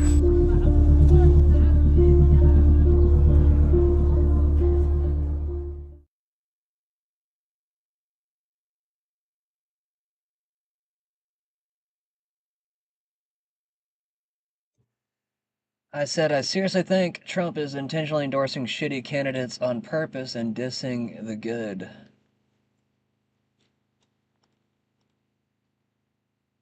And I think maybe people are starting to kind of pick up on this a little bit, because he also says, well, it wasn't just him, there was somebody else that said it. I don't know if I posted them, but there was somebody else that said something similar to what I said. I said this last night, though. He said it today. But yeah, it is kind of interesting watching people notice that he is intentionally endorsing shitty people. Netanyahu government accused in emails of covering up Epstein trafficking crimes, from Ryan Razbiani. World News and Events. I think I've covered him before. An email sender identifying herself as an Epstein victim alleges governments, including Israel, aided and abetted Epstein trafficking crimes through silence and inaction. Well, that sounds a lot like what they do now. That's weird. Kim Kardashian and her sisters named in Maxwell victim complaint in Epstein files. I think I've seen that post too. President Trump calls on Canada for taking advantage of the United States. The president refers to Canada as the worst in the world to deal with. Israel reportedly moves to block Tucker Carlson, immediately backs down, according to Ben Shem of Het Zinner.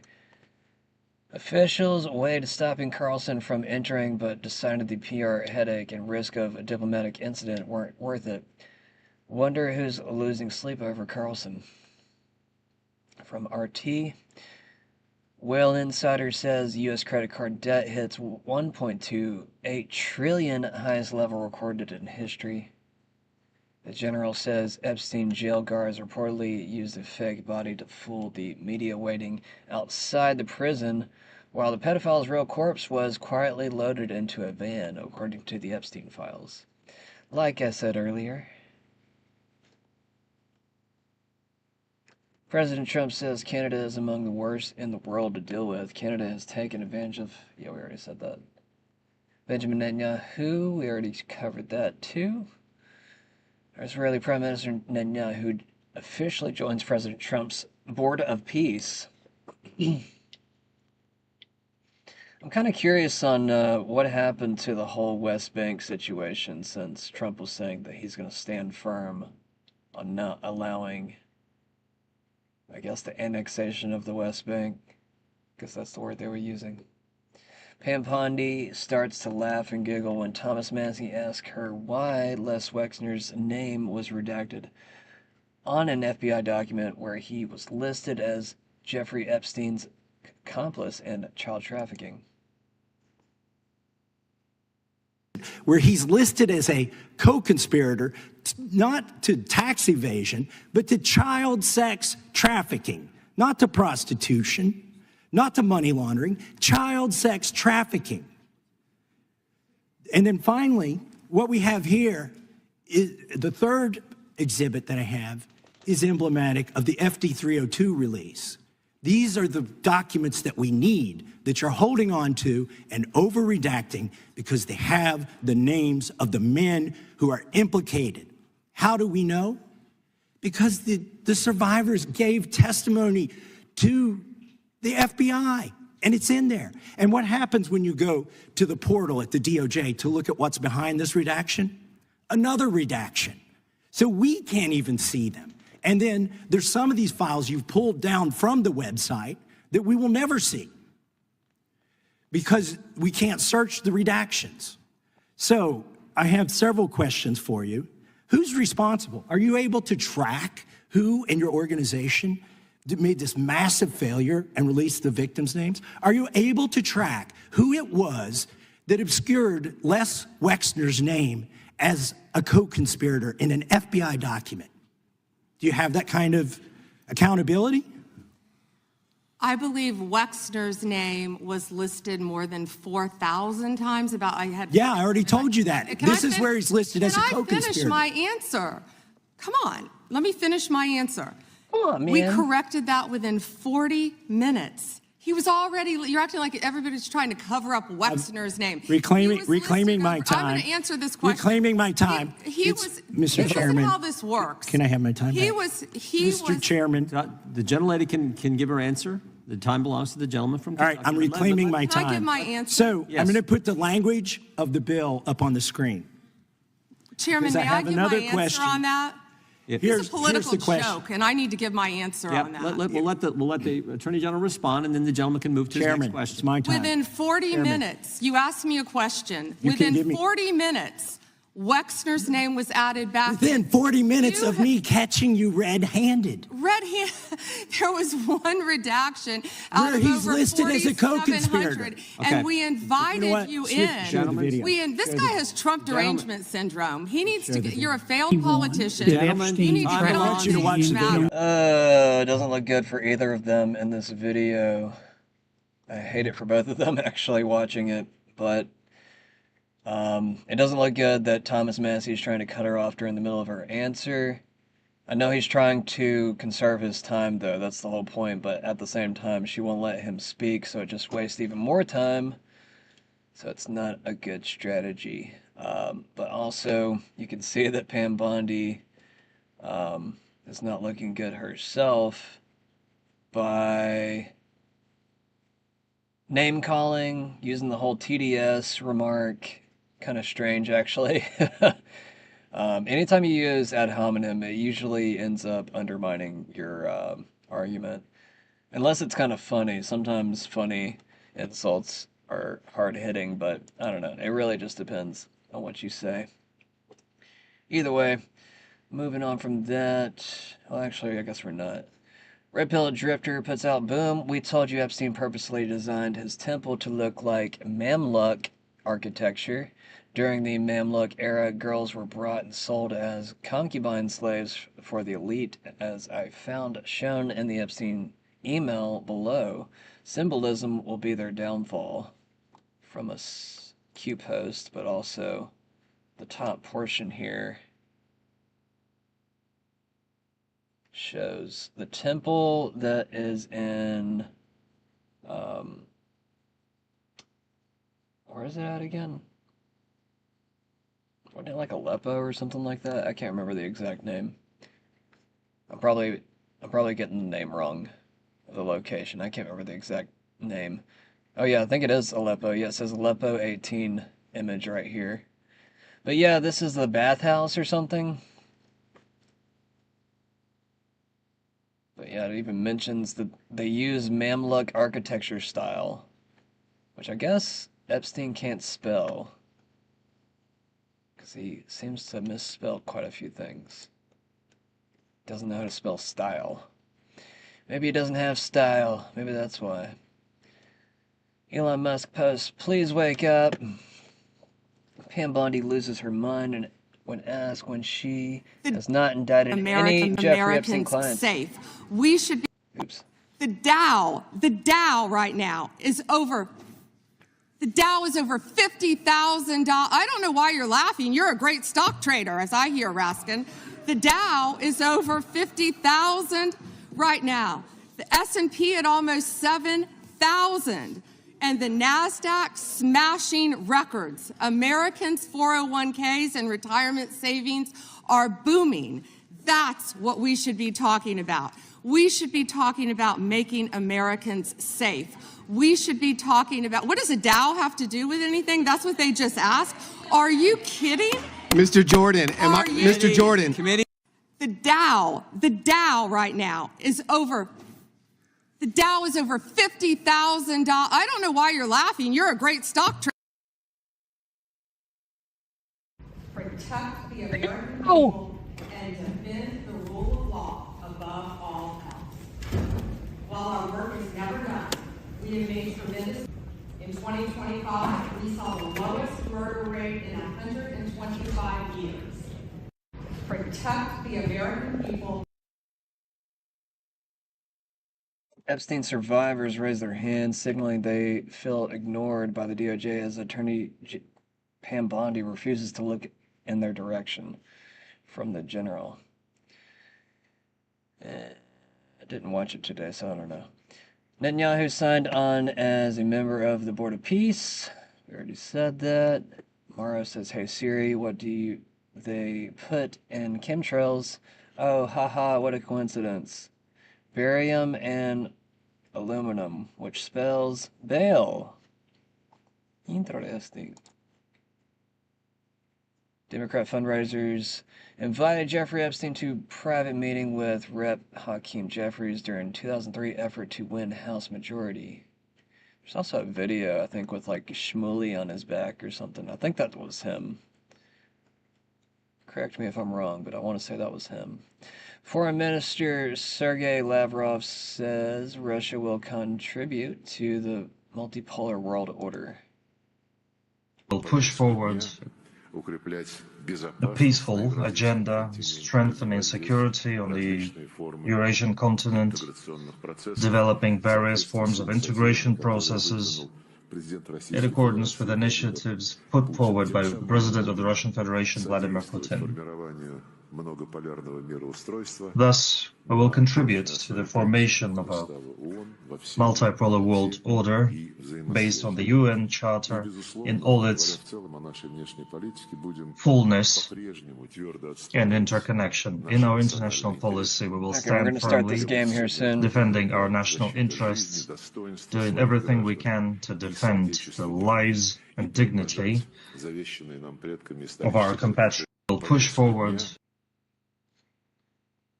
Yeah, well, one of the guys that's in here is Eric Swalwell. Now, that is secondhand information from the whistleblower, but the whistleblower actually attended a meeting with Adam Schiff when he was ranking member.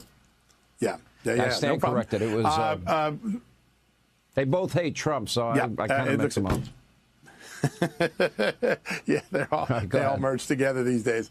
Listen, this whistleblower literally sat in a meeting, he tells the FBI, where Adam Schiff authorized the leaking of classified secrets to dirty up Donald Trump and to try to build towards either a select committee in Congress or a special prosecutor.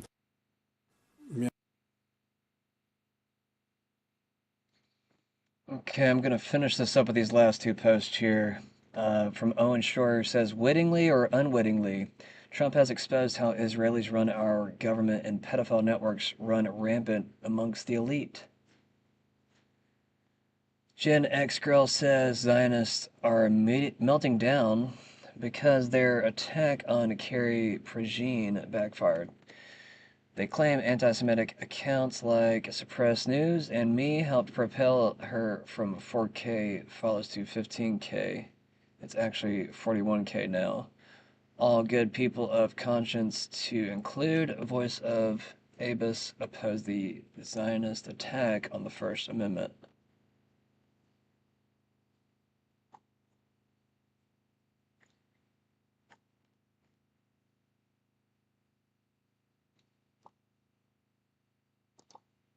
I don't know if I showed this yesterday, but since I've been talking about it so much, I'm going to show this real quick, and then I'm going to start the game. Thank you. Mr. Frankel, actually, we're going to put it in a mini video. You described very painful experiences at UCLA, and I take that very serious. At the same time, many of the students who I've spoken to personally who created those encampments say that they were protesting the killing of tens of thousands of Palestinian civilians in Gaza and their university's financial ties to that war. So I need to ask you, in a country built on religious liberty in the First Amendment, do you believe someone can stand firmly against anti-Semitism, including what you experienced, and at the same time condemn the mass killing of Palestinians in Gaza, or reject political Zionism, or not support the political state of Israel? Or do you believe that speaking out about what many Americans view as genocide in Gaza should be treated as anti-Semitic? Because in my view, the United States cannot and must not make loyalty to a particular theology about Israel a litmus test for protected speech or moral legitimacy. Charlie Kirk said that Jew hate is brain rot. Some people don't have brains. I'm not going to assist them in setting a double standard for the Israeli government and the Jewish people as they fight to defend themselves. These were students calling for intifada within days after October 7th, before Israel had even entered Gaza. So it's not about them and their using Palestinian civilian death, which is horrendous and horrible. They're using it as a prop. And it doesn't matter. My religious beliefs are violated. You don't get to block me because I'm Zionist and a Jew. You want to protest Israel? Great. 100% go ahead and do it. But the university let them wear masks, even though there's a mask ban. They violated all time, place, and manner restrictions, amplified sounds. It went on for years. They kept doing this time after time again. And that's what the judge saw and said, that's not okay. Come in. Do you copy? They protest, they can't block Jews, and you can't assist What's them. your status? I'm really grateful that we're having this discussion because I think this is a topic that is really affecting so many Americans. Rabbi Shapiro, he's based in New York. I invited him here today, but he's not here today. He says, and I would love your opinion on this, American Jews are increasingly treated as less fully American. Our loyalty question.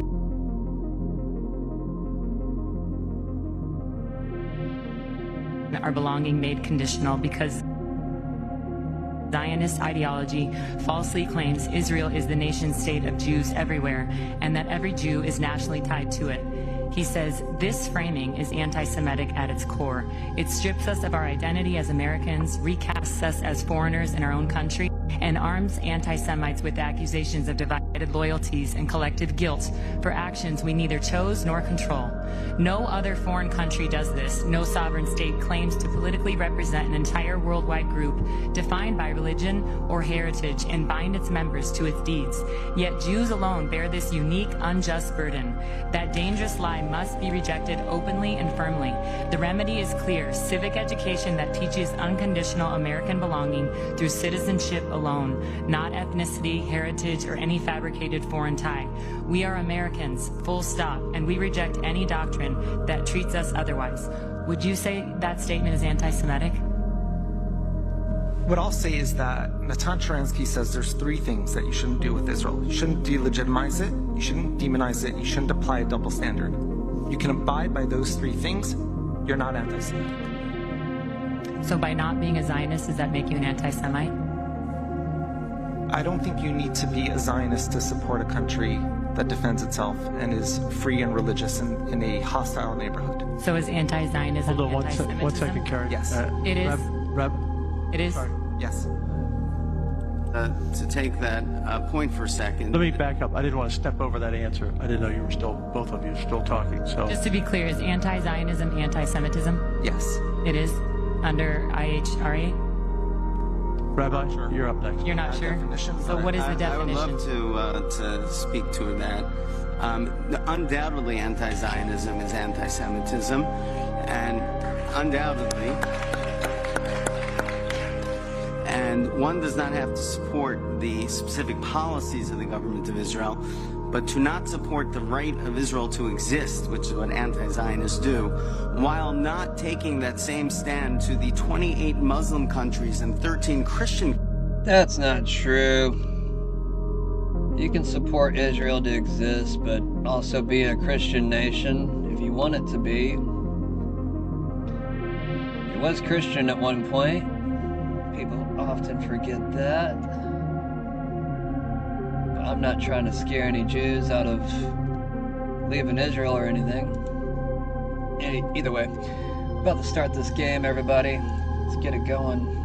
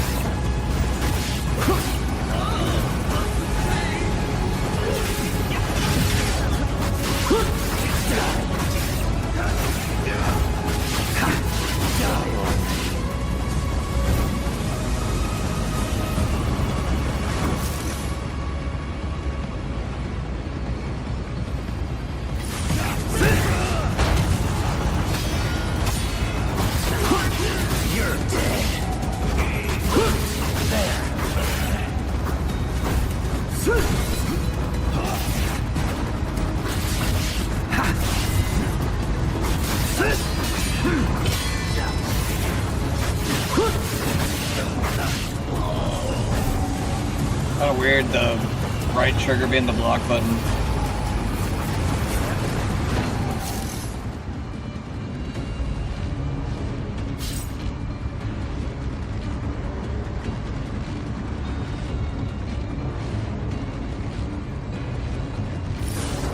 Things sound pretty lively over there.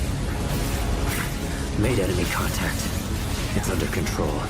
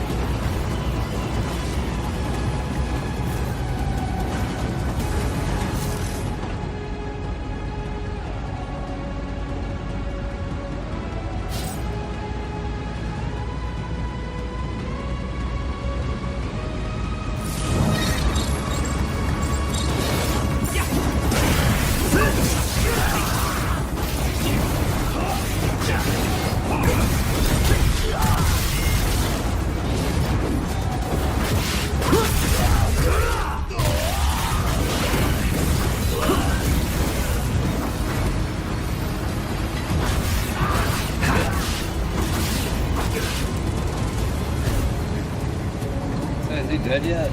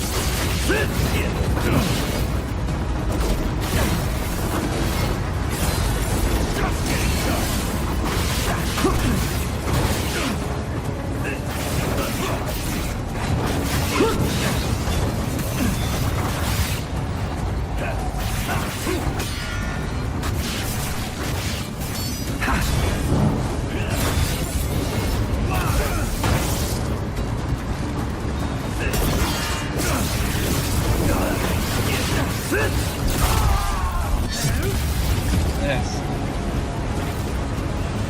All right, Yakumo. You know what we're here for. Infiltrate the 4 shrines and break the seals on the Dark Dragon. Expect heavy resistance from the DDO. We're all counting on you, Yakumo. Got it. Just got visuals. We should be exiting the tunnel shortly.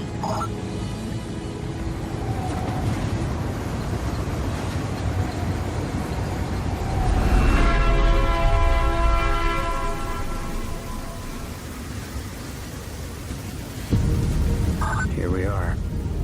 Tokyo City. Can't believe how This much is has Tokyo? Jeez. Can't believe how much it changed. It's like, yeah. I think it hit the singularity or some shit. That's crazy.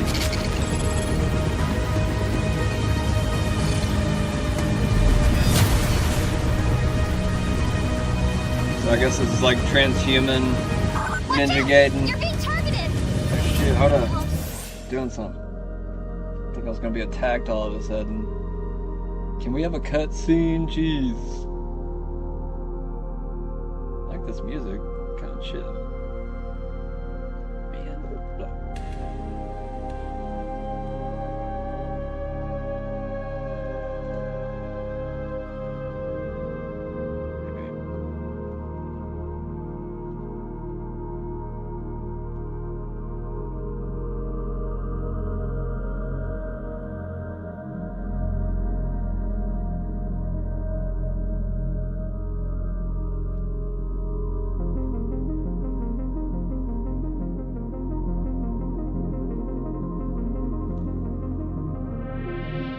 Yakumo, get out of there! Enemy spotted. Lay down your weapon.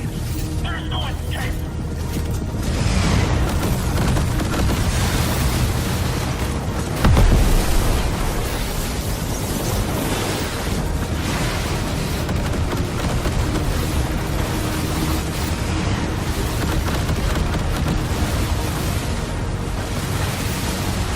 Why can't I jump over there?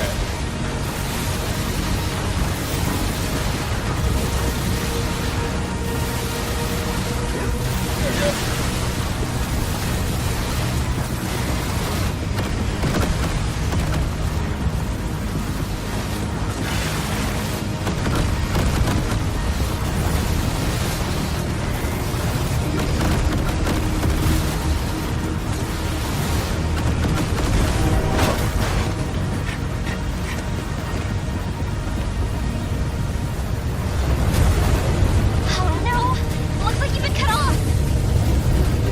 How do I fight him?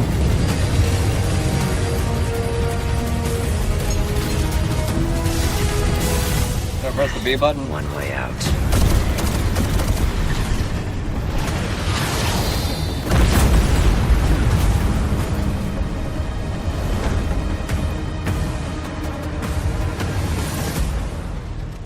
Nice. Sounds all movie quality in my headphones. Love it. Long ago, the Dark Dragon, youngest of the divine dragon gods, wreaked havoc across the world. Awakened by the fiends of the underworld, the corrupted dragon fractured the very earth and plunged humanity into chaos. The Wait, plot what? of the fiends Was it was AI ultimately dragon? thwarted through the efforts of a sole ninja, Ryu Hayabusa. A master ninja with We're gonna have superhuman massive skills robots who has one day. eradicated the forces of evil time and time again. Not even the dragon god was able to stand against Ryu Hayabusa, and order was restored to the world once more. However, Excuse me. several years ago, a powerful fiend and a mysterious priestess attempted to resurrect the Dark Dragon. And once again, Ryu took up arms to vanquish this threat. Yet, despite Ryu's heroic efforts, the Dark Dragon's husk remained, brimming with immeasurable power fueled by the countless lives sacrificed in the summoning ritual. And from this husk fell an endless downpour of cursed rain. Makes things a little bit easier. Blighted miasma flooded Tokyo, rousing the hordes of the That's underworld pretty. and transforming the desolated city into a living hellscape. In an effort to prevent a repeat of this calamity, Ryu worked alongside the Divine Dragon Order, an autonomous military organization that seized control of the city and sealed away the husk of the Dark Dragon. Still infested with blight and vile fiends, It's like I'm watching an the anime. abandoned Tokyo continues its struggle against chaos to this day. Oh, those bird physics suck. We all know good bird physics from, what game was it? I forgot. I think it was like Star Wars or something.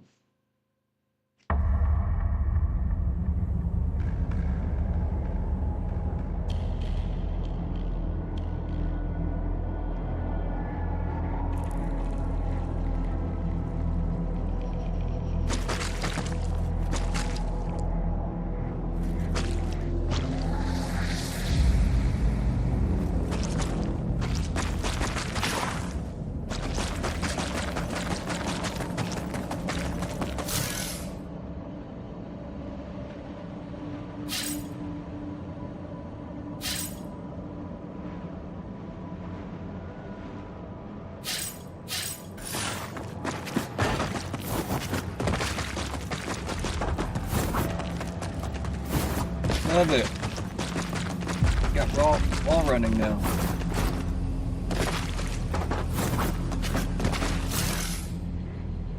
I don't know how to wall cling.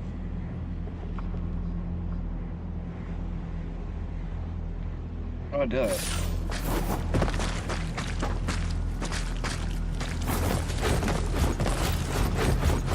That was easy. Infiltrated the facility. Commencing mission. Commencing mission. You like Roger my that. hair. Watch out for DDO patrols along the way. Time to clear our clan's name for good.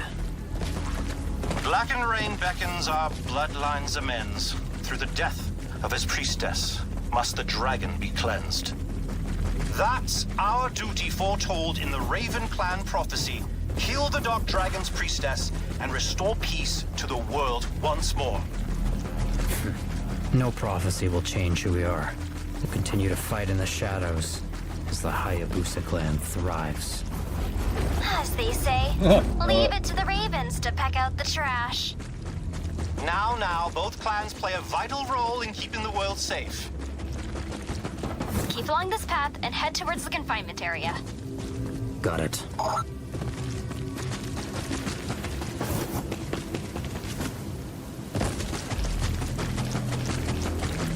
Company. Watchdogs on duty. Keep out of sight.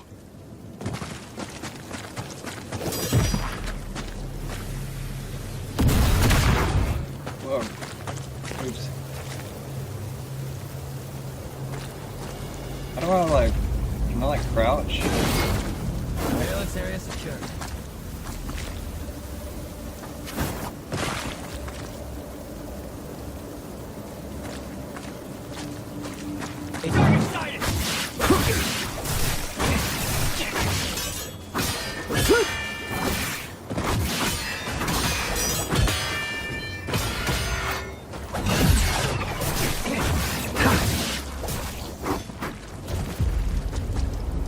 It's basically assassinating, right?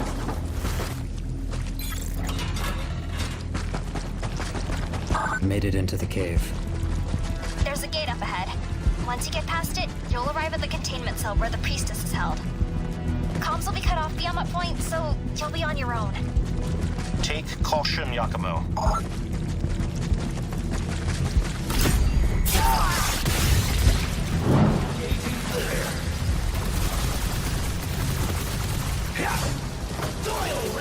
Come over here, bro.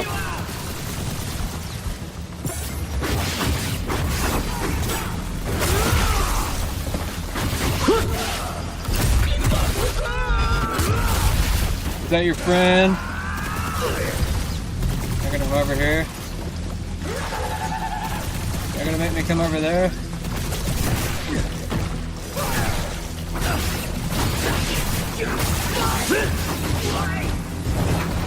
What about dead? Damn, that was quick. Didn't even know. Say, Must be another way in.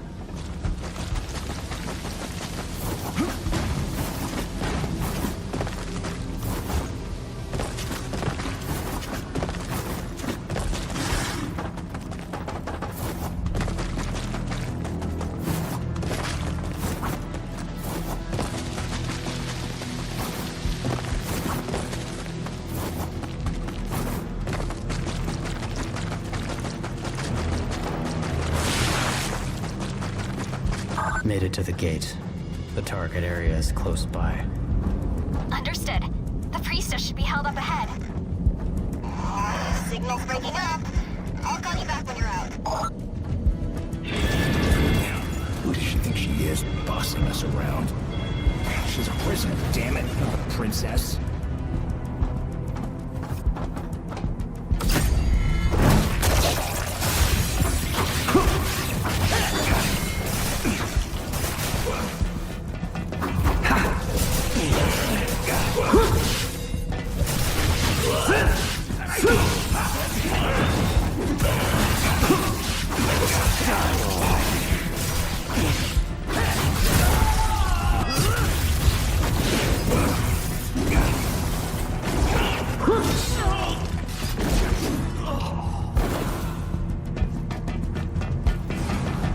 No, what the hell? Oh, okay.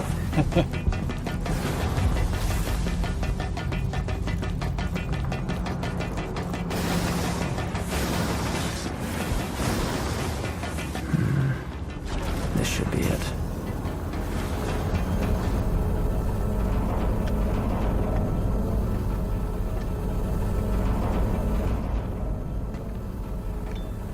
Pretty. Hey there. Hey. Come on in. You're the priestess? That's me. Then you die. Here. My. Straight to business, I see. Huh?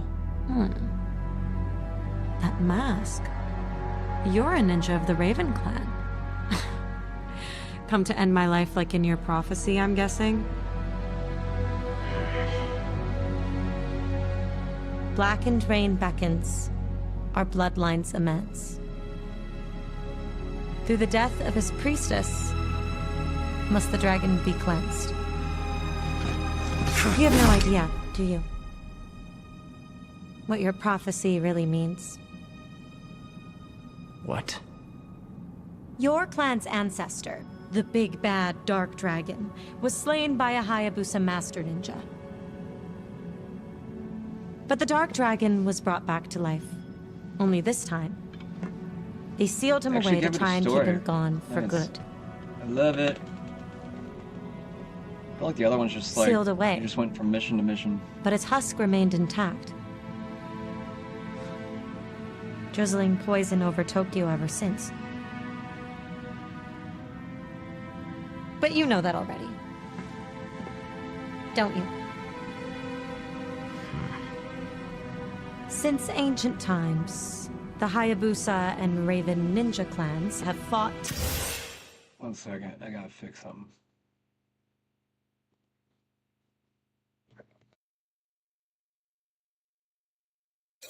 To keep peace, with the Hayabusa clan in the spotlight.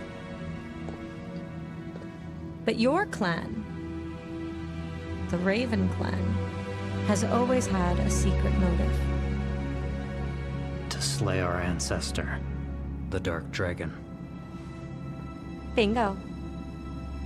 Your prophecy says you can cleanse the Dark Dragon through the death of his priestess.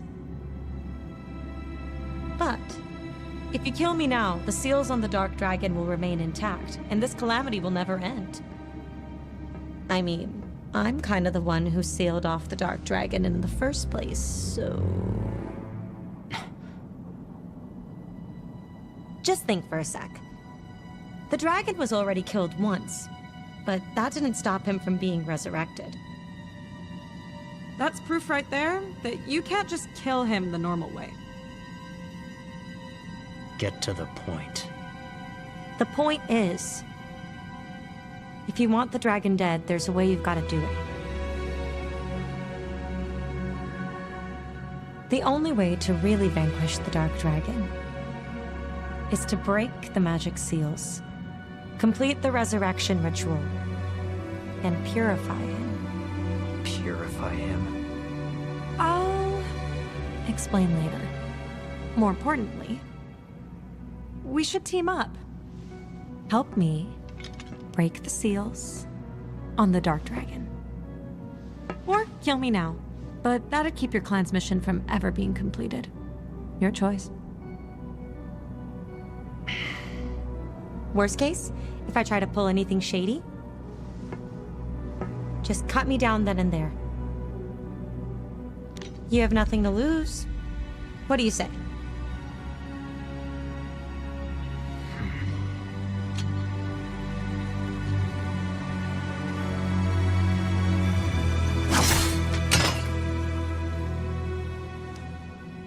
One wrong move, and you're dead. Yeah, sure, whatever. Oh, what's your name, by the way? Yakumo. All right, Yakumo. As a token of our new partnership,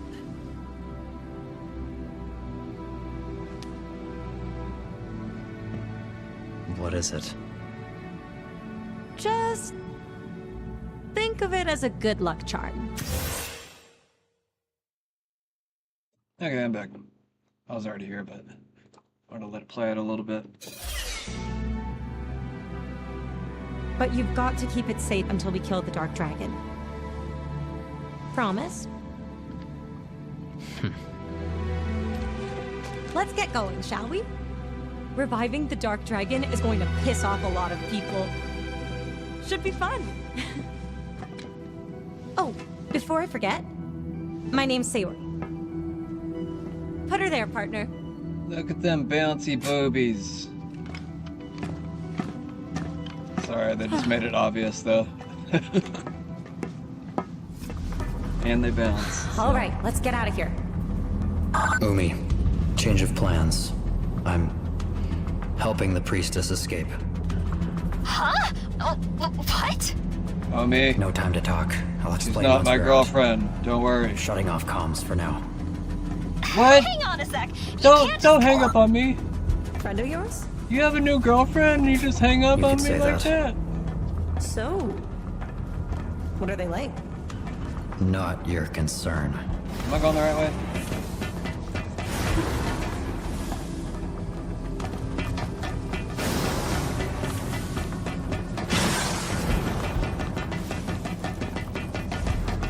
Gonna keep up, chick? Oh, she doesn't run. What the hell? Stop right there.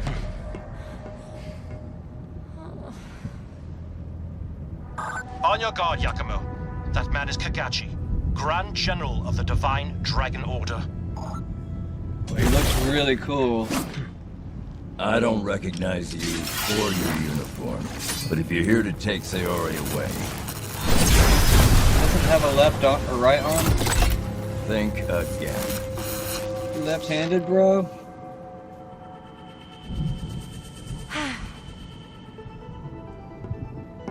What are you doing? Don't kiss him. Sayori, what are you... Thank you, and the DDO, for keeping me safe, for everything. But there's just something I need to go take care of. So... Oh, she knows him. No hard Okay. feelings. Or maybe not. I don't know. Got flashbang in her britches. She just flashes people like that. Not an abduction. An escape. It's me, Kagachi. We have a problem. Sayori Hey, you're has missing an arm. That's a problem. escaped the facility. Why would you not have a robot arm? Put Yeah. a shield there? I'll send you the details. Thanks. I owe you one. Thanks. Hayabusa. Hayabusa.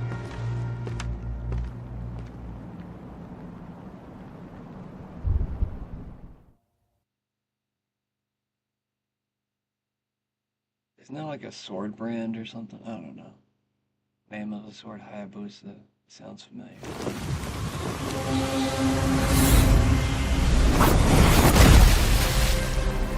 Yakumo, are you alright? I'm fine. Proceeding with the mission. Always about the mission. Just like Cloud. The first shrine is deep in the heart of Tokyo. It's a bit of a ways away, but keep along this path and you'll All make the it there. masculine anime characters are the this same. area is under the control of the DDO. First thing we need to do is break through their defense network. The network draws power from a trio of pylon structures throughout the city. Take out the pylons and the shrine will be defenseless. I'm not going. Understood. Looking forward to seeing you work. The first pylon should be just ahead. Good luck.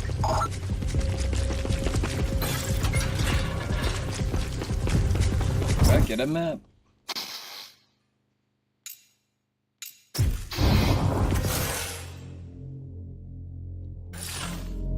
I have an inventory.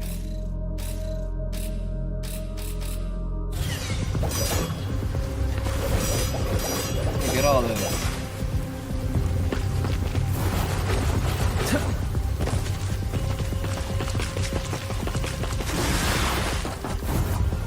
Oh, I thought I made it. Damn it.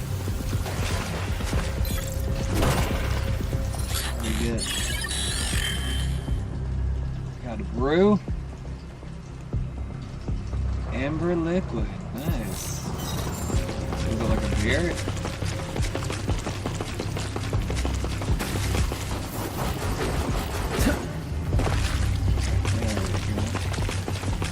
Stay on here a little bit longer this time.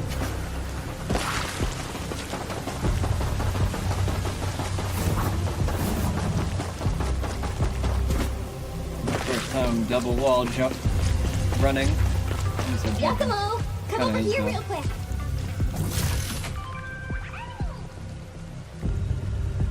Darkness terminal. Purchase items. No way. No way. That's the music of the store? This is sexy. Whoa. Didn't expect this music in the store, man. I might just like hang out in here for a while. Sounds like my music. Life elixir. Don't need that.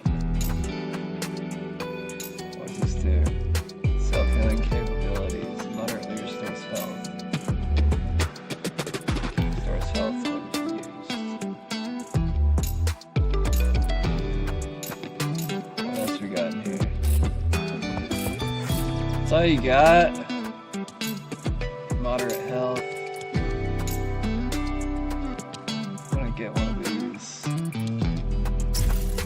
Hope that helps.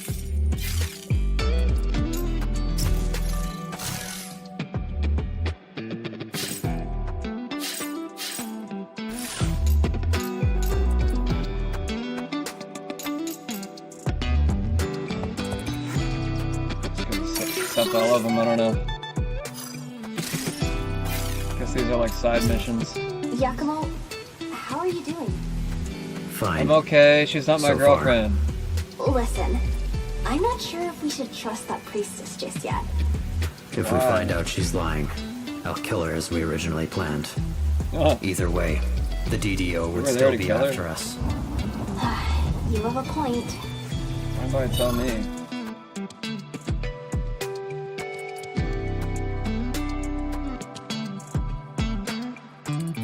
Maybe so I wouldn't kill her?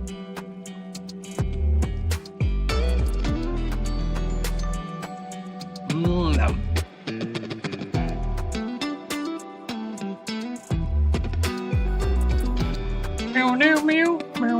Oh, almost forgot. Take this. You can use this to Oh. heal at a pinch. Go ahead and try it now. What is this?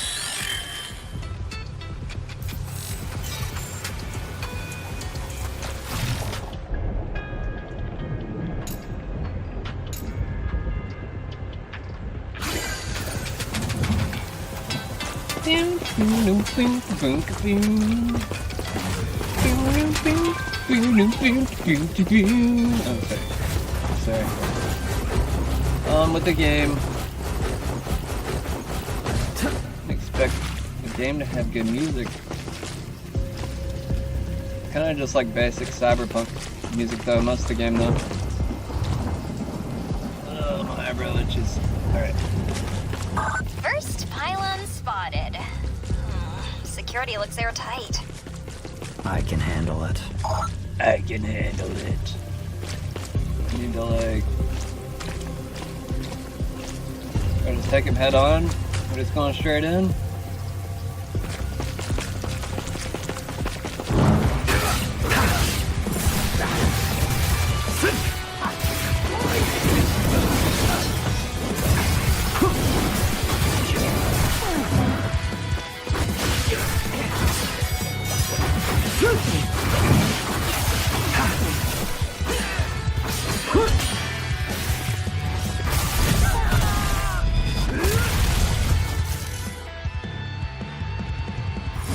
I like the music, man.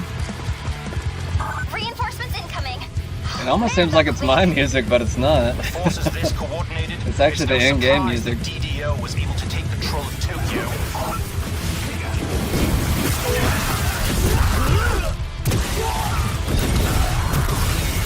Damn.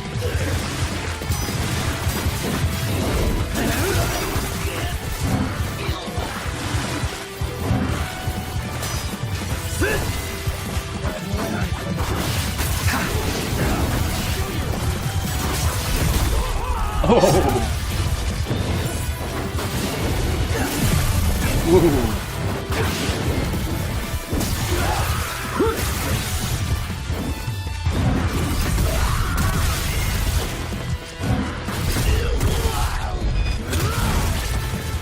How do I yell again?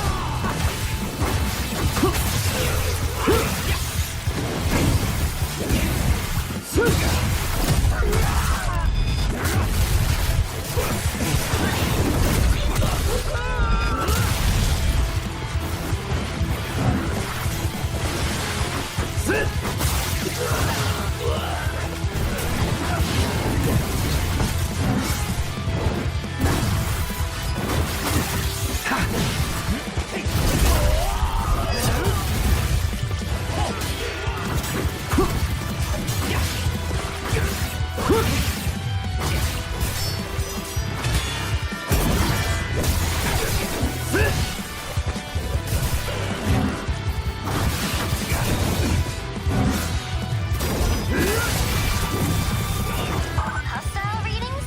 Negative. Pylon's all yours.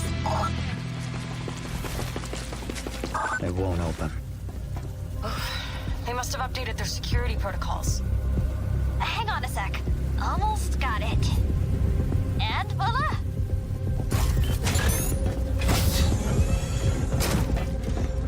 Thanks. Taking out the pylon now.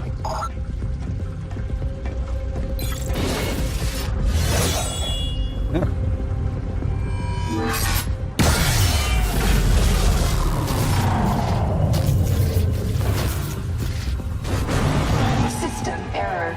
Energy pylon output 30% deficiency.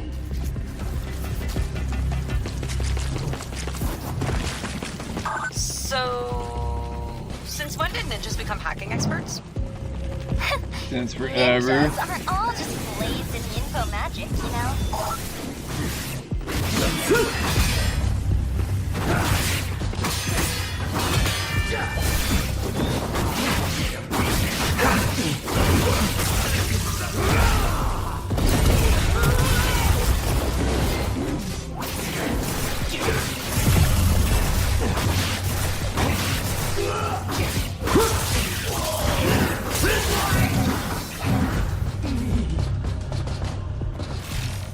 Have anything now?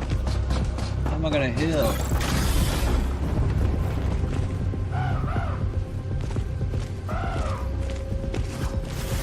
Is that a cyber bird?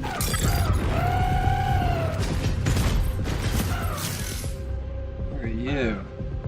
Raven mentor? Interacting with ravens found throughout Tokyo will summon Tyrion.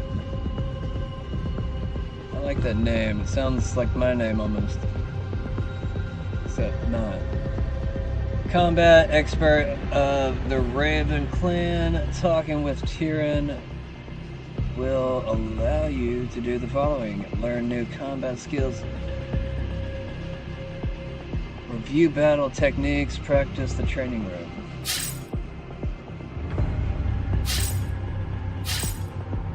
Hey, kid. Tyron. What do you want? Tyron. Always straight to business. I came here to whip your ass into shape. Don't think you can skip out on your training that easily. You still got a lot left to learn. Maybe it's older than Just me. cough up the coin and I'll teach you some new tricks. How about it?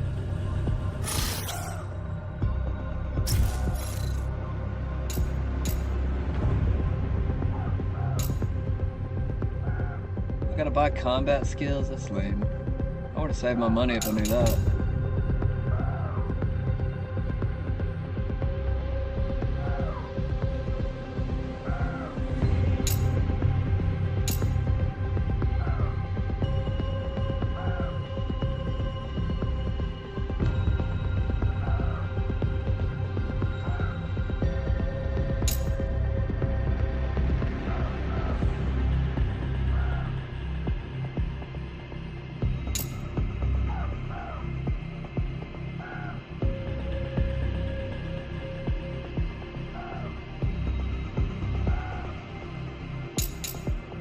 Some of these sound annoying.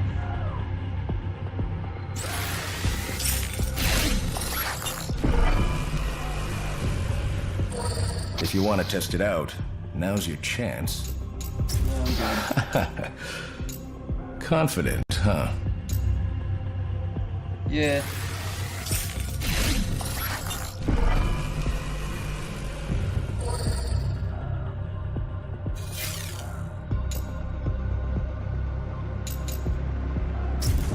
Sure is coming down, huh? Yeah. It ain't rain, though. It's blood. From the dark dragon husk that's floating up in the sky. You better hurry up and off that priestess. Plans changed. I'm working with the priestess now. To revive the dark dragon. Revive? Now why in the hell would you go and do that? She told me the real meaning of our prophecy. We can't cleanse the dark dragon without undoing the seals on it first. And you believed her? No, not entirely. If it turns out she's lying, I'll end her. Okay, hotshot. You better be right about this.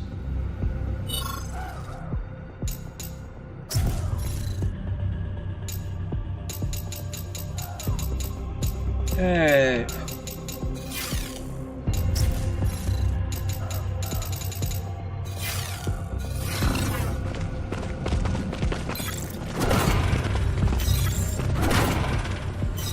Good. Some free elixirs, didn't have to buy them.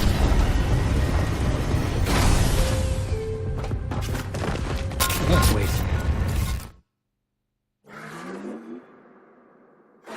Don't do that. Made me think my computer was breaking down or something. Something's off. Wouldn't be the first time, won't be the last time. Already. Team. Alright,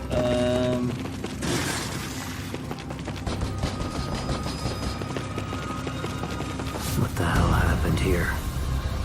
Destruction caused by the Shrine Demon, protector of the Dark Dragon Shrine. It must know we're here. But we're still far enough from the shrine that the demon's influence shouldn't be too strong yet. Keep moving. Serpentine.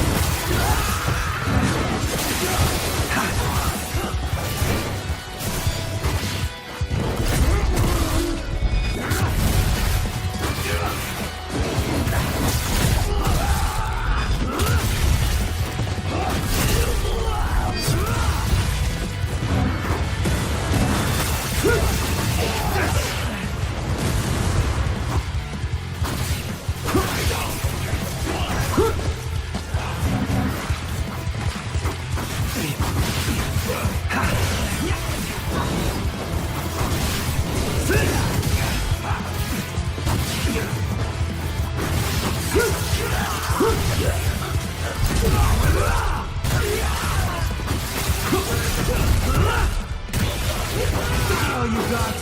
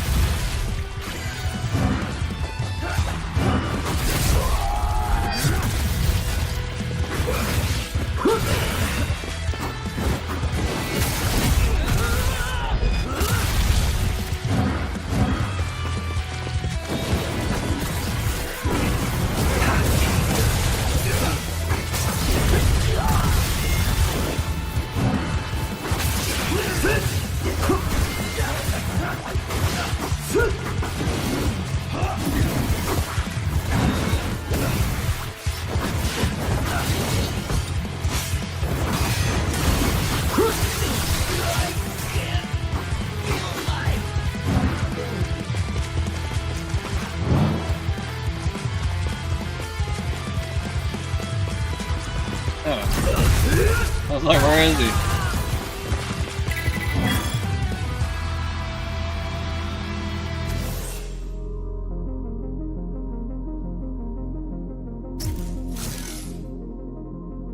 What does it do?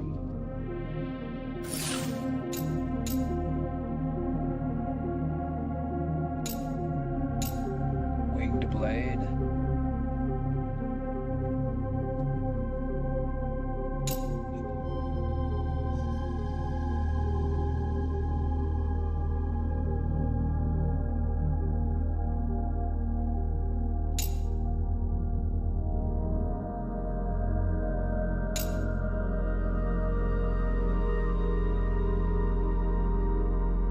Actually looks helpful. I have enough for it. I think I do. I can get 2 things? Oh my god! I used to getting 2 things. Heal stream. Let's get both of them. That way I can use them simultaneously. Oh wait, there's another category over there. I didn't see that done out.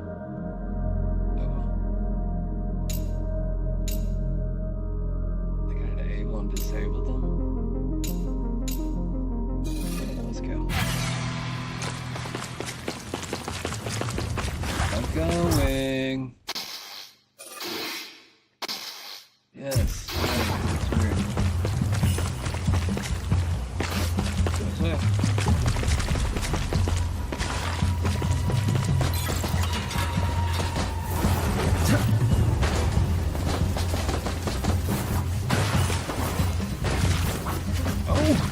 That was close.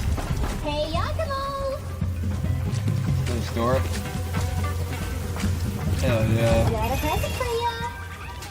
Give me something big. Well, why am I covered in blood? Instead of kill a bunch of people, don't know. It should come off from all the rain. I was about to say. Finally. Long Good to time. see ya, Yakumo. Good to see you too, babe. What does the chick look like? Or is she just like AI? I don't even know. Thank you! Unreported mission. All This finished. Sending Okay. payment your way. Nice. I get paid. Nice. Okay, cool. I was about to say, how do I even get money? Kieran. Tyron. Alright, back to it.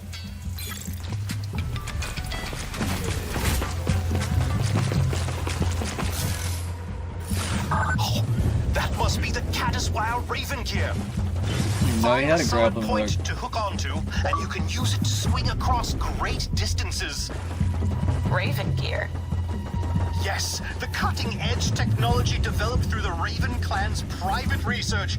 Ninjas are, of course, known for their enhanced mobility, but these tools are specifically engineered to make full utilization. infusion of aerodynamic energy to allow for even greater range of... Wow, cool. How about you tell me about it some other time? You two seem to be getting along well. Indeed. I'm with Sayori, and we are en route to the shrine now. We'll remain concealed as we trail Yakumo. But should the need arise, I'll guard her with my life.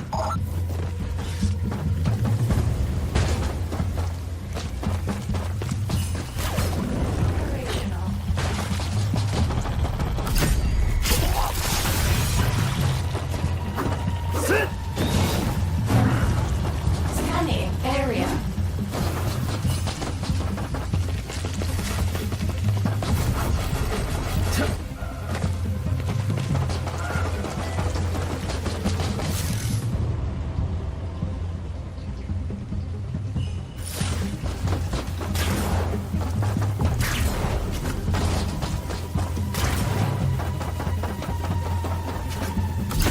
Looks like he made it close to the gate. But this place is swarming with DDO troops too. Take him off quiet, or take him head on.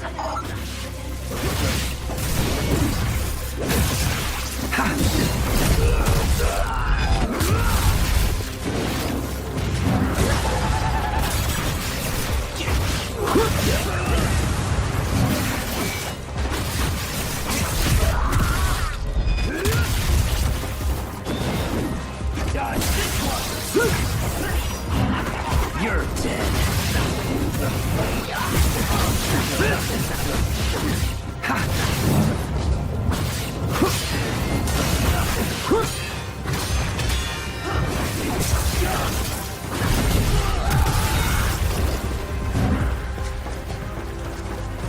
Keep forgetting that I block with the right trigger.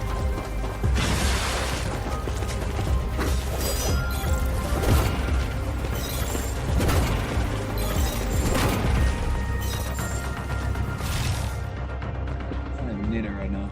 What do these do? Defense increase, attack increase. Some blood pellets. I don't know what that does.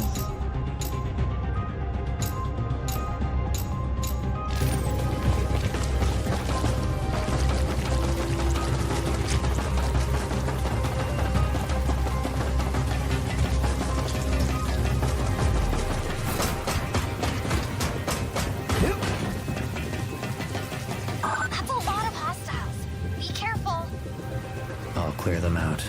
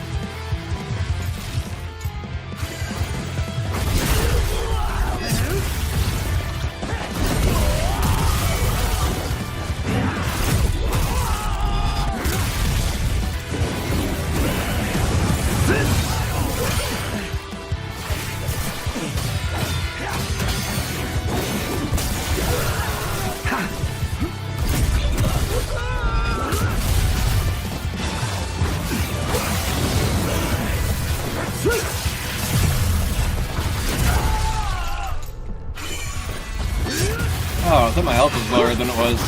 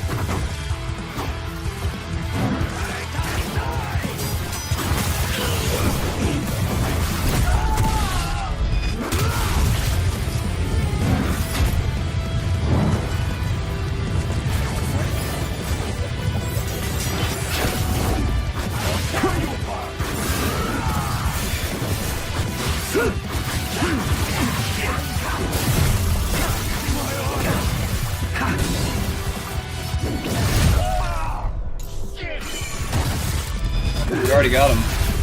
I realized we already...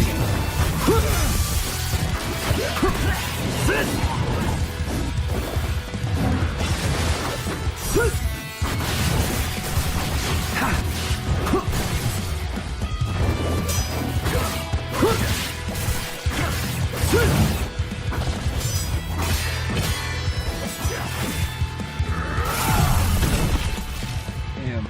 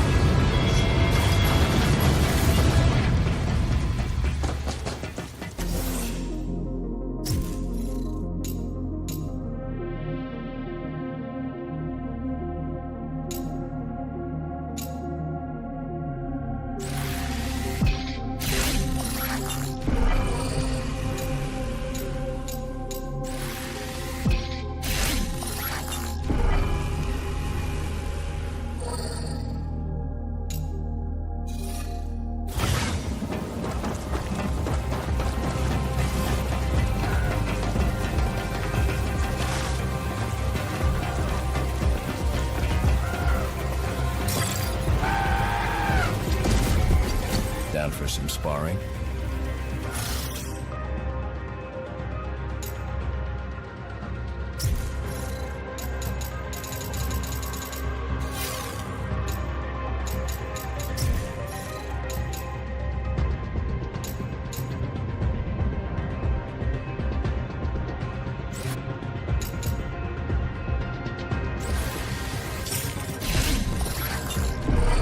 Want to give it a shot? Confident, huh?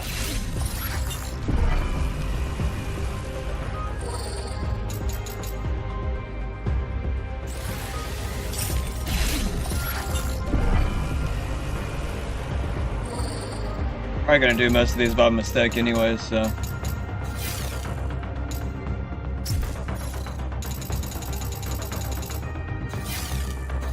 The grind never stops.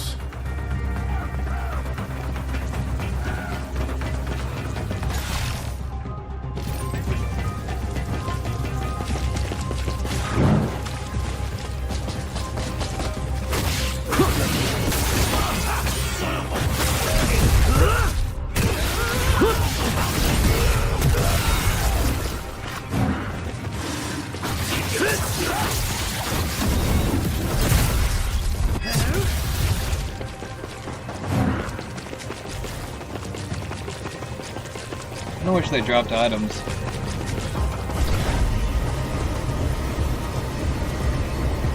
You've certainly made quite the climb. How far to the next pylon? Should be just up ahead. Make your way up to the roof.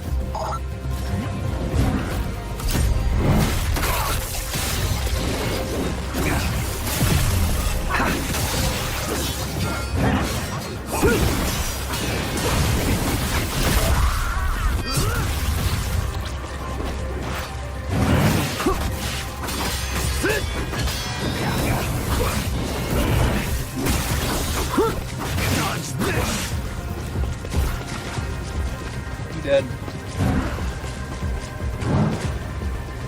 I wish there was like some items around.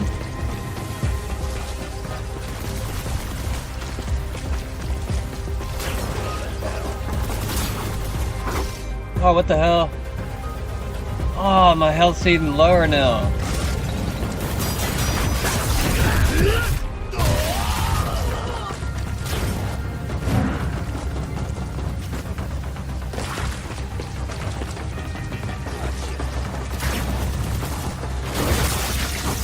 Yeah, that was quick.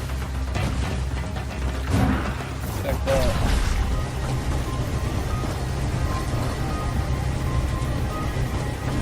I want to find one health packet thingy. Oh, let me.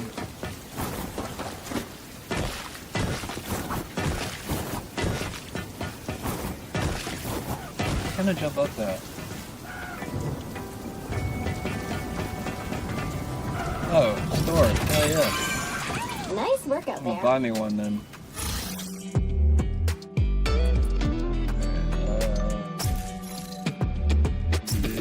Thank you. Hope that helps. Sure will. Be safe out there. I'm gonna get some free ones, but why can't I use it? Oh, it heals you automatically when you go there? I didn't know that. No one told me. You're coming up on the pylon soon, Yakumo. Now I'm gonna stop there every time. I'm not alone. Boss battle. What's the point of the robotic pants? That doesn't even make sense. Bring it. Getting away.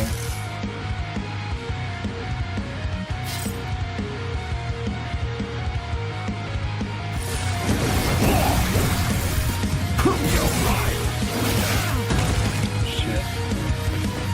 I can block more.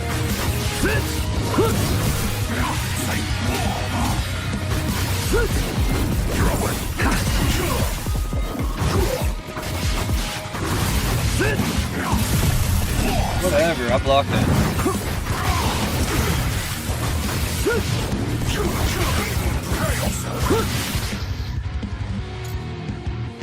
Fine.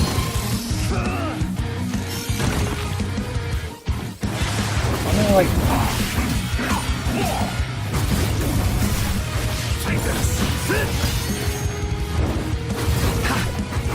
The first health bar. Still don't stand a chance. Dude. I'm dead.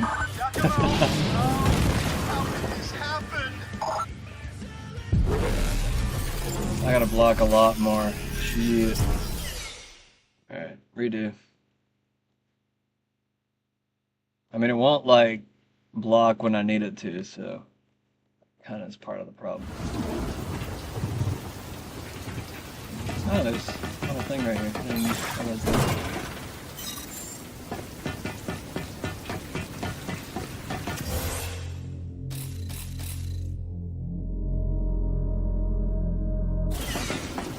This is just autosaves.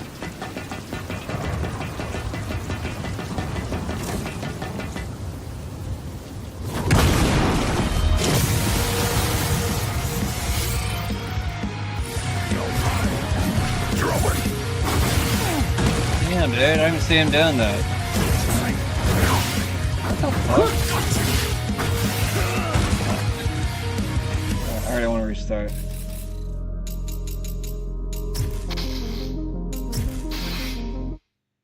It takes so much off your health. I'm trying to figure out how to deal with it.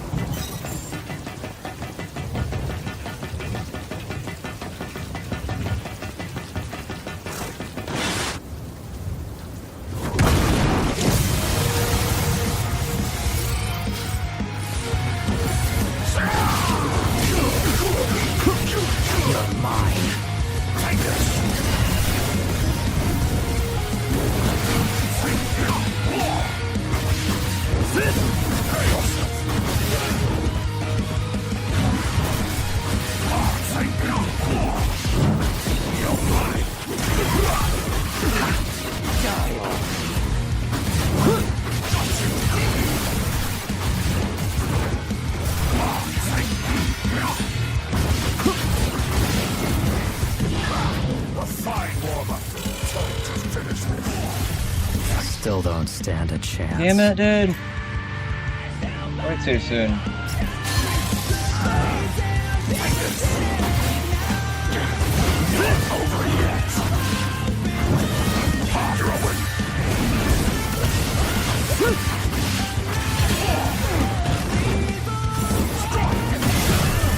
Damn, dude. Fucking A. Respond. Come in, Yakumo. It didn't give me enough time to like switch over so I could heal.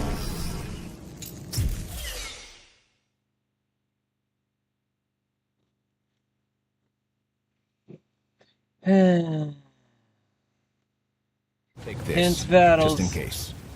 So, up for some training? No, shut up and leave me alone.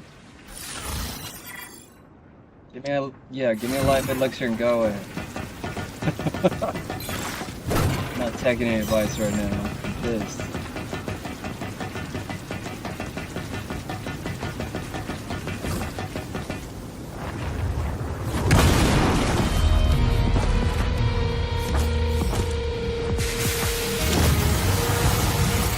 What's doing that? I don't like the controls, man. I like doing the left trigger for blocking.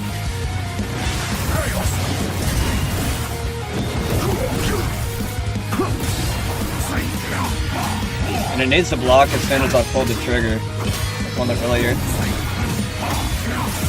Bro, come on. You got through my frickin'.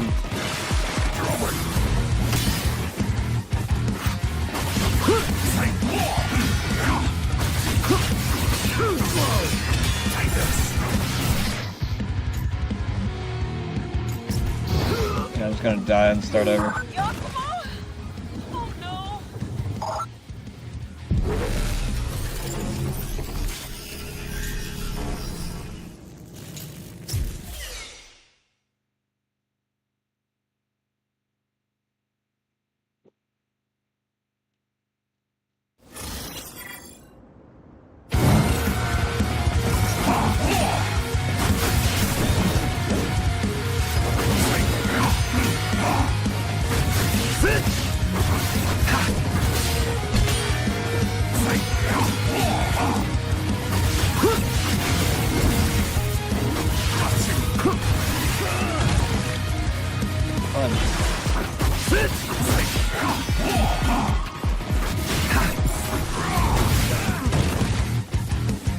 Block that.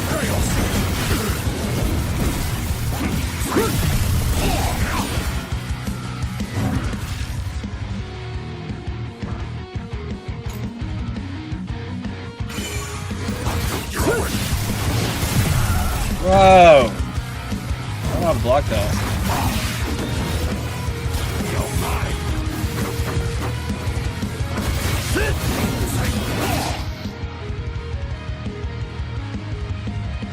Alright, is there like a way to like increase the health bar? Cause like I'm like losing health really fast. Yakumo? No! Impossible!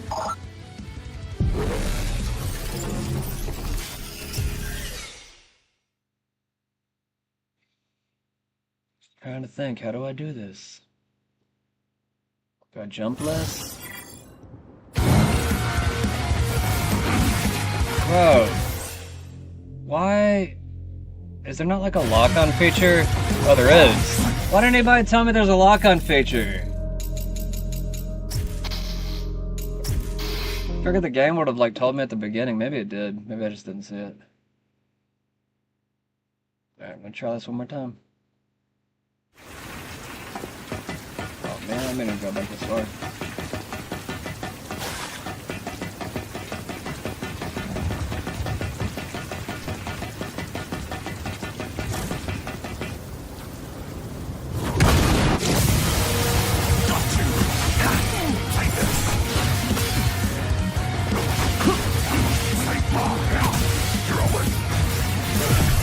What the fuck? I keep dodging and it's like... I don't know, man.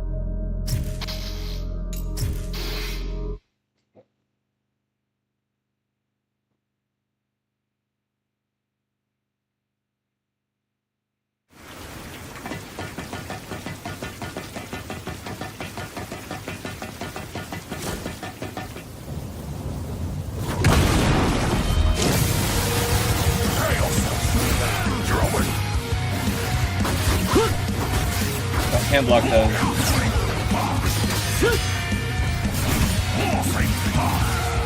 Bro.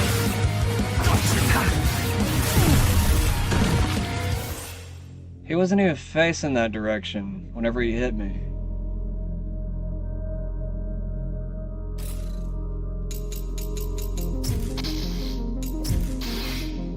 I don't like shit like that. That irritates me. That's like robotic bullshit.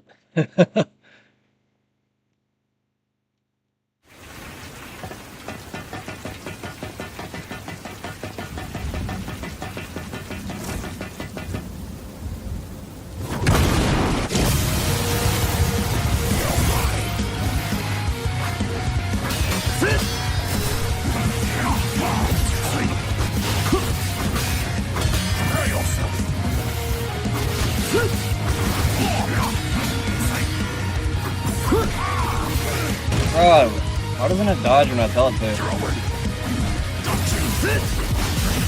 Oh, that's how I do it. Okay. Alright, just gotta learn how to dodge.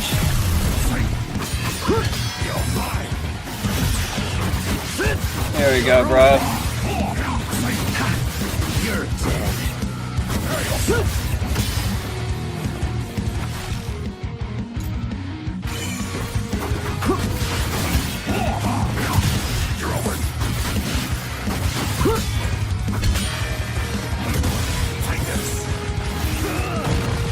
Okay, I can't block that one. I can't dodge it.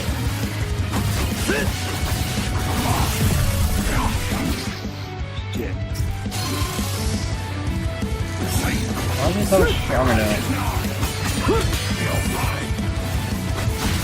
Like right after I learned how to block, I feel like you got like more technical.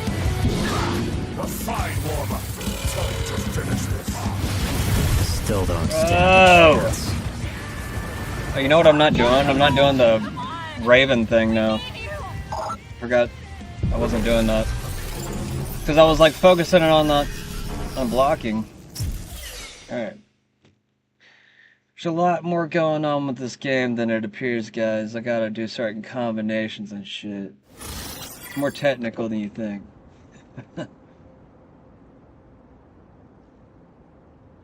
Ugh. Take this.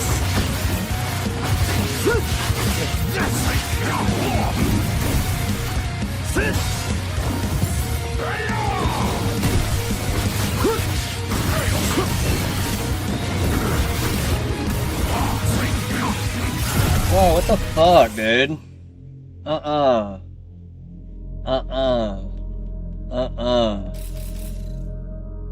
I don't know what caught me off, but that was some bullshit.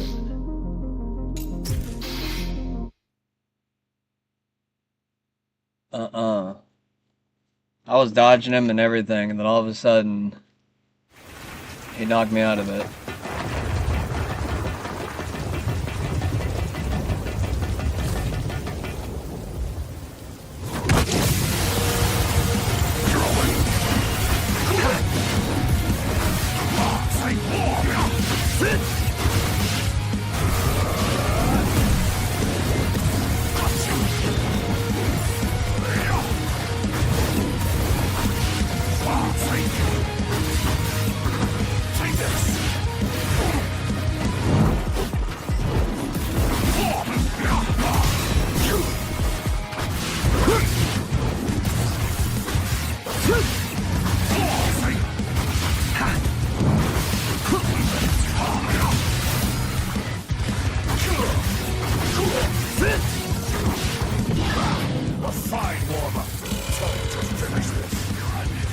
Still don't stand a chance.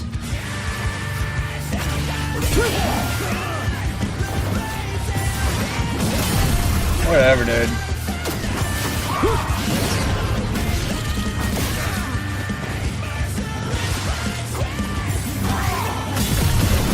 Dude. The fucking slowing down bullshit is throwing me off. God, ugh. Irritating me, man. I hate that shit.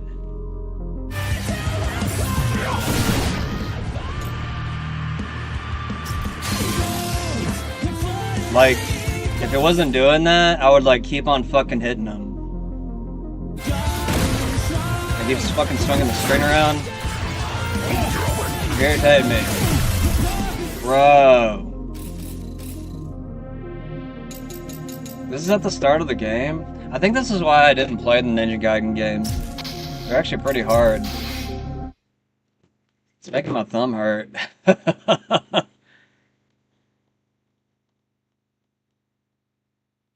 I have to press the X button and the Y button like a million times.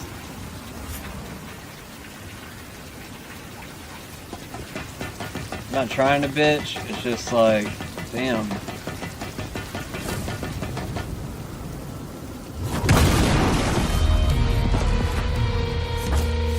Skip it. Why press the button? And it's not doing the fucking blocking. Come on, man.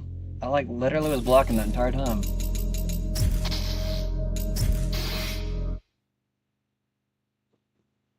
I can't lose my health at the beginning. That's why I'm doing this so many times. He does that fucking jump slash or whatever at the very beginning. It throws me off. Come on.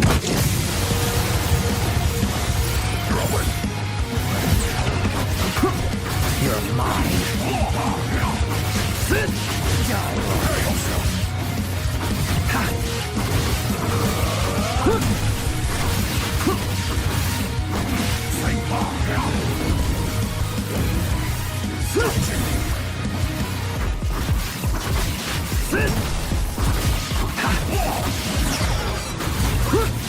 Oh, you got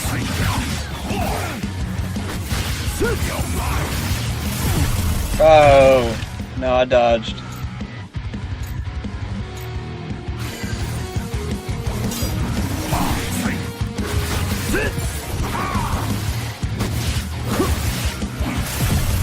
I dodged again, damn it. What the hell? I feel like the game's not picking me up or something. You're gonna be okay. Yakumo!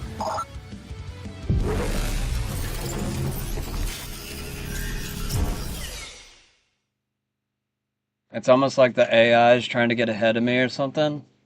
Like in the game.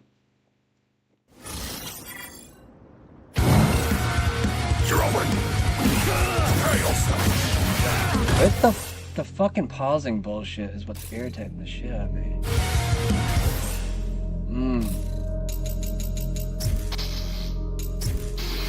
You'll do like this time warp or whatever while he's like attacking me, and it's like it doesn't need to do that.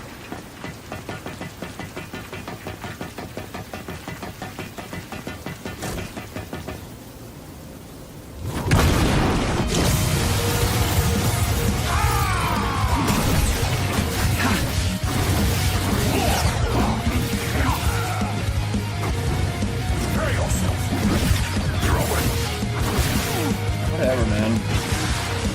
I need to be able to dodge in the air. Whatever, dude. That didn't even hit me.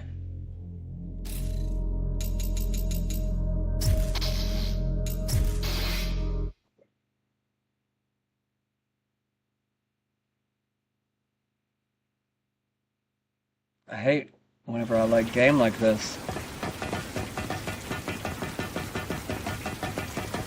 I know it's not good to watch.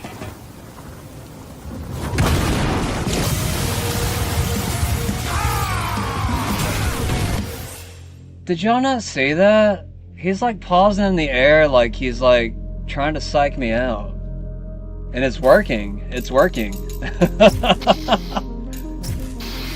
I'm just like, is this a fucking AI I'm fighting? Like, what's irritating me is like, it's almost like it's learning from me, and I'm like, what the fuck? Like, fucking do your hit.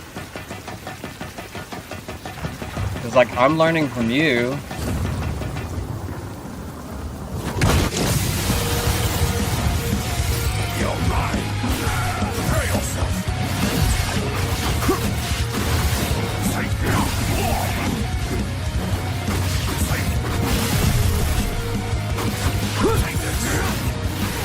Yeah, this is an AI I'm fighting. It has to be. Because it's like changing up its moves. It's almost like it's learning from me. It's kind of interesting.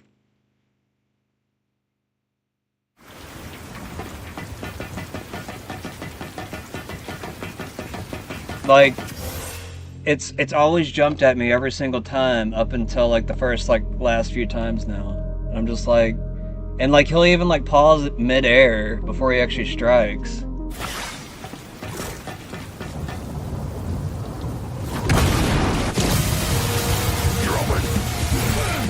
Yeah, that was even faster that time. Do y'all not see the difference? That's crazy.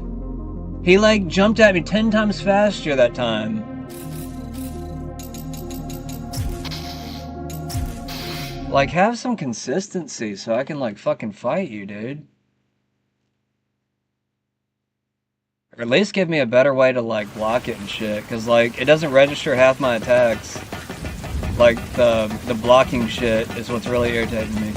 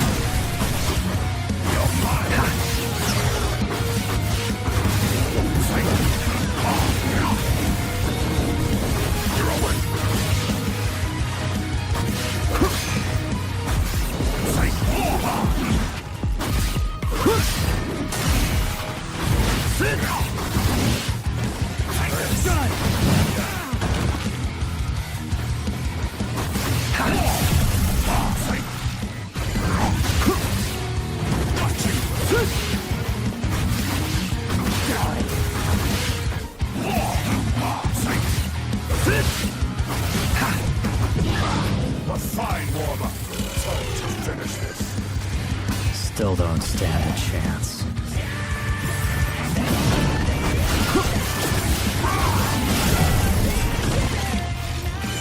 Oh, I didn't mean to do that one.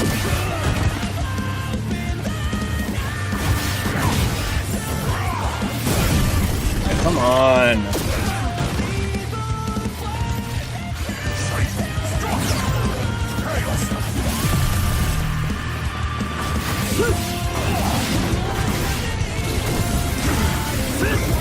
Oh, that's what I needed to do. I forgot about that.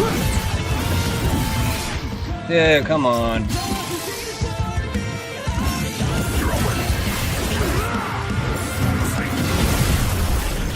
Oh! Oh my god. What the hell? He didn't even like slash. Or maybe it was the electric shit. I don't know. What the hell, man?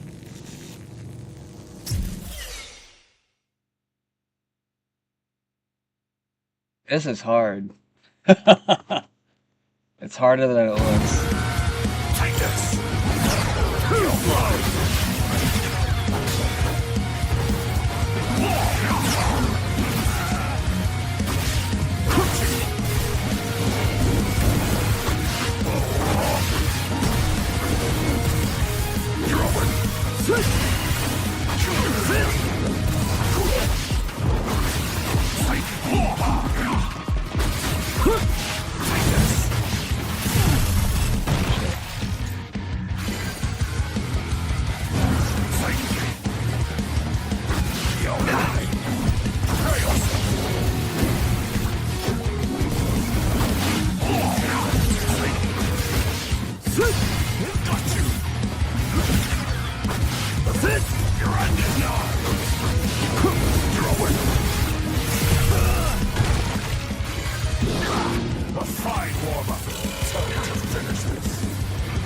Still don't stand a chance.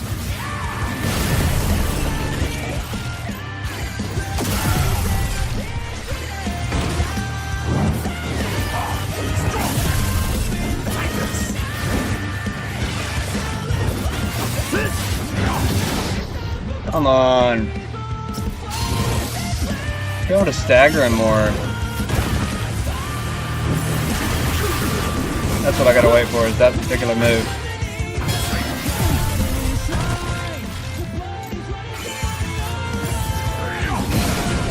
come on. He keeps psyching me out.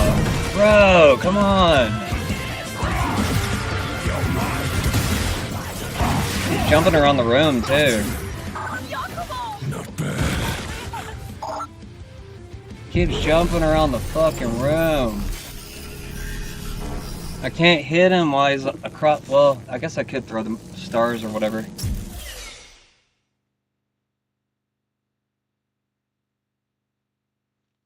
Oh, this is stressful. Bro,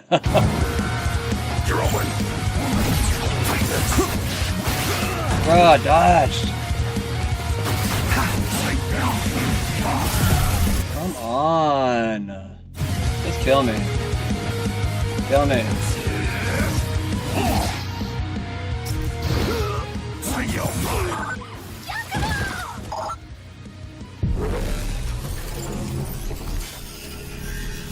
Should I change the controls? I don't know. I don't like learning different controls after I change them. It's making my fingers tight.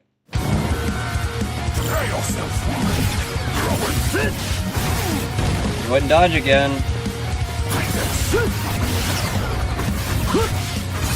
It'd be like in the middle of an attack.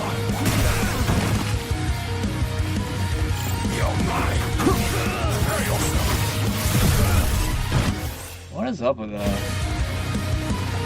Damn it. Yakumo, respond. Come in, Yakumo.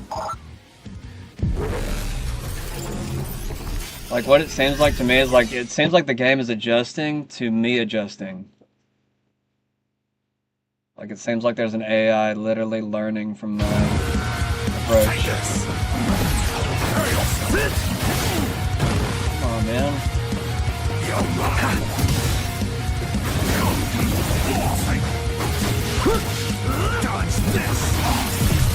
Dodge it.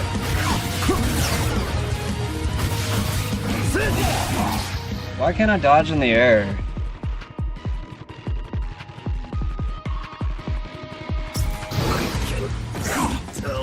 That would fix a lot of things if I could just dodge in the air.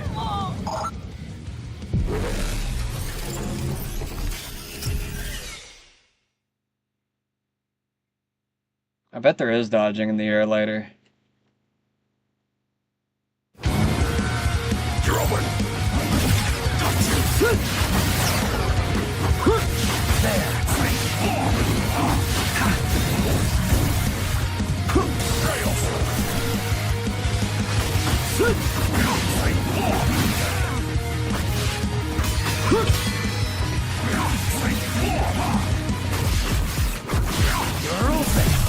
You can dodge him on.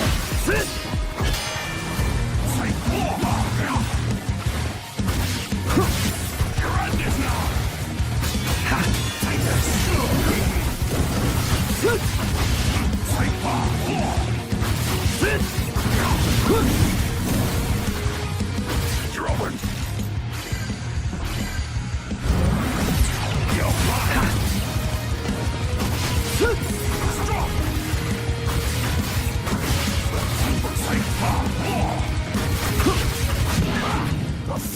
As soon as he starts attacking, I just need to dodge. Still don't stand a chance. I did do it.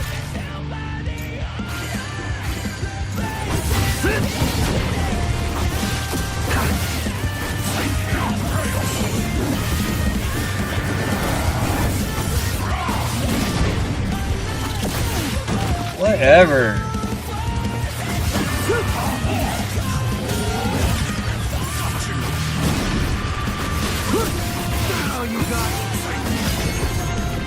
Dodging it again.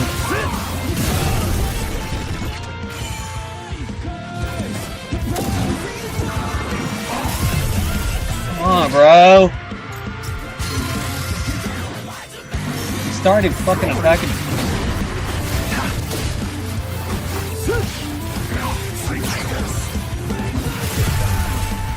Bro. What does this do?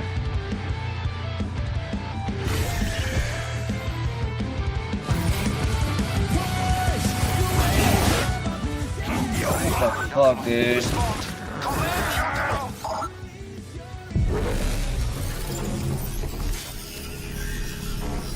Let's make my neck tight. I can't believe this is like a boss at the beginning of the game. Prepare yourself. Got you.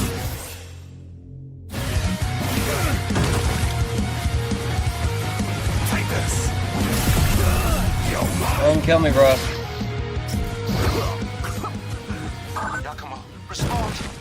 I'm giving myself a minute. 'Cause every time I get tense like this, I'm not gonna be able to do it. I give myself like, I don't know. Give me, I don't know, just a few minutes. I gotta use the bathroom. I'll come back and I'll do this in one go. Alright.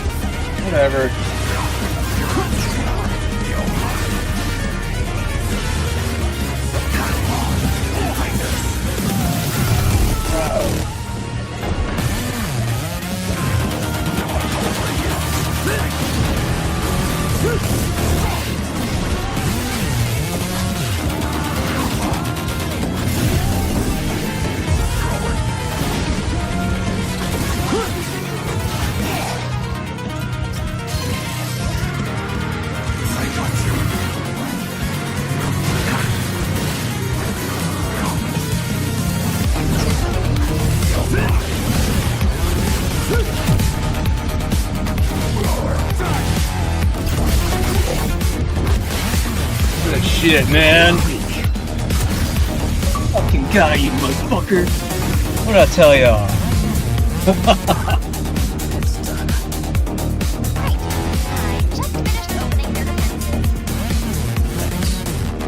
Just one pylon left after this. Keep it up.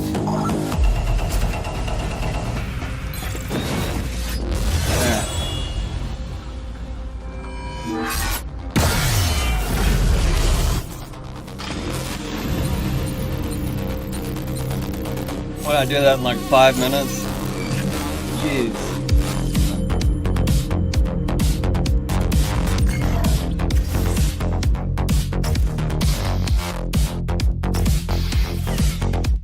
Well, that might be a good stopping point for tonight. What time is it?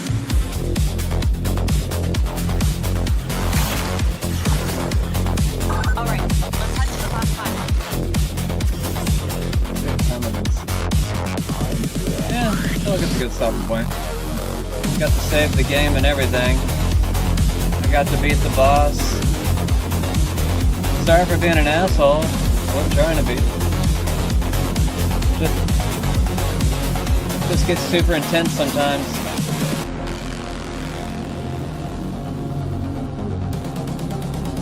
Pause the music. I pressed that button. Yeah, sorry for being an asshole, guys. I wasn't trying to be. Yeah, it just gets super intense sometimes.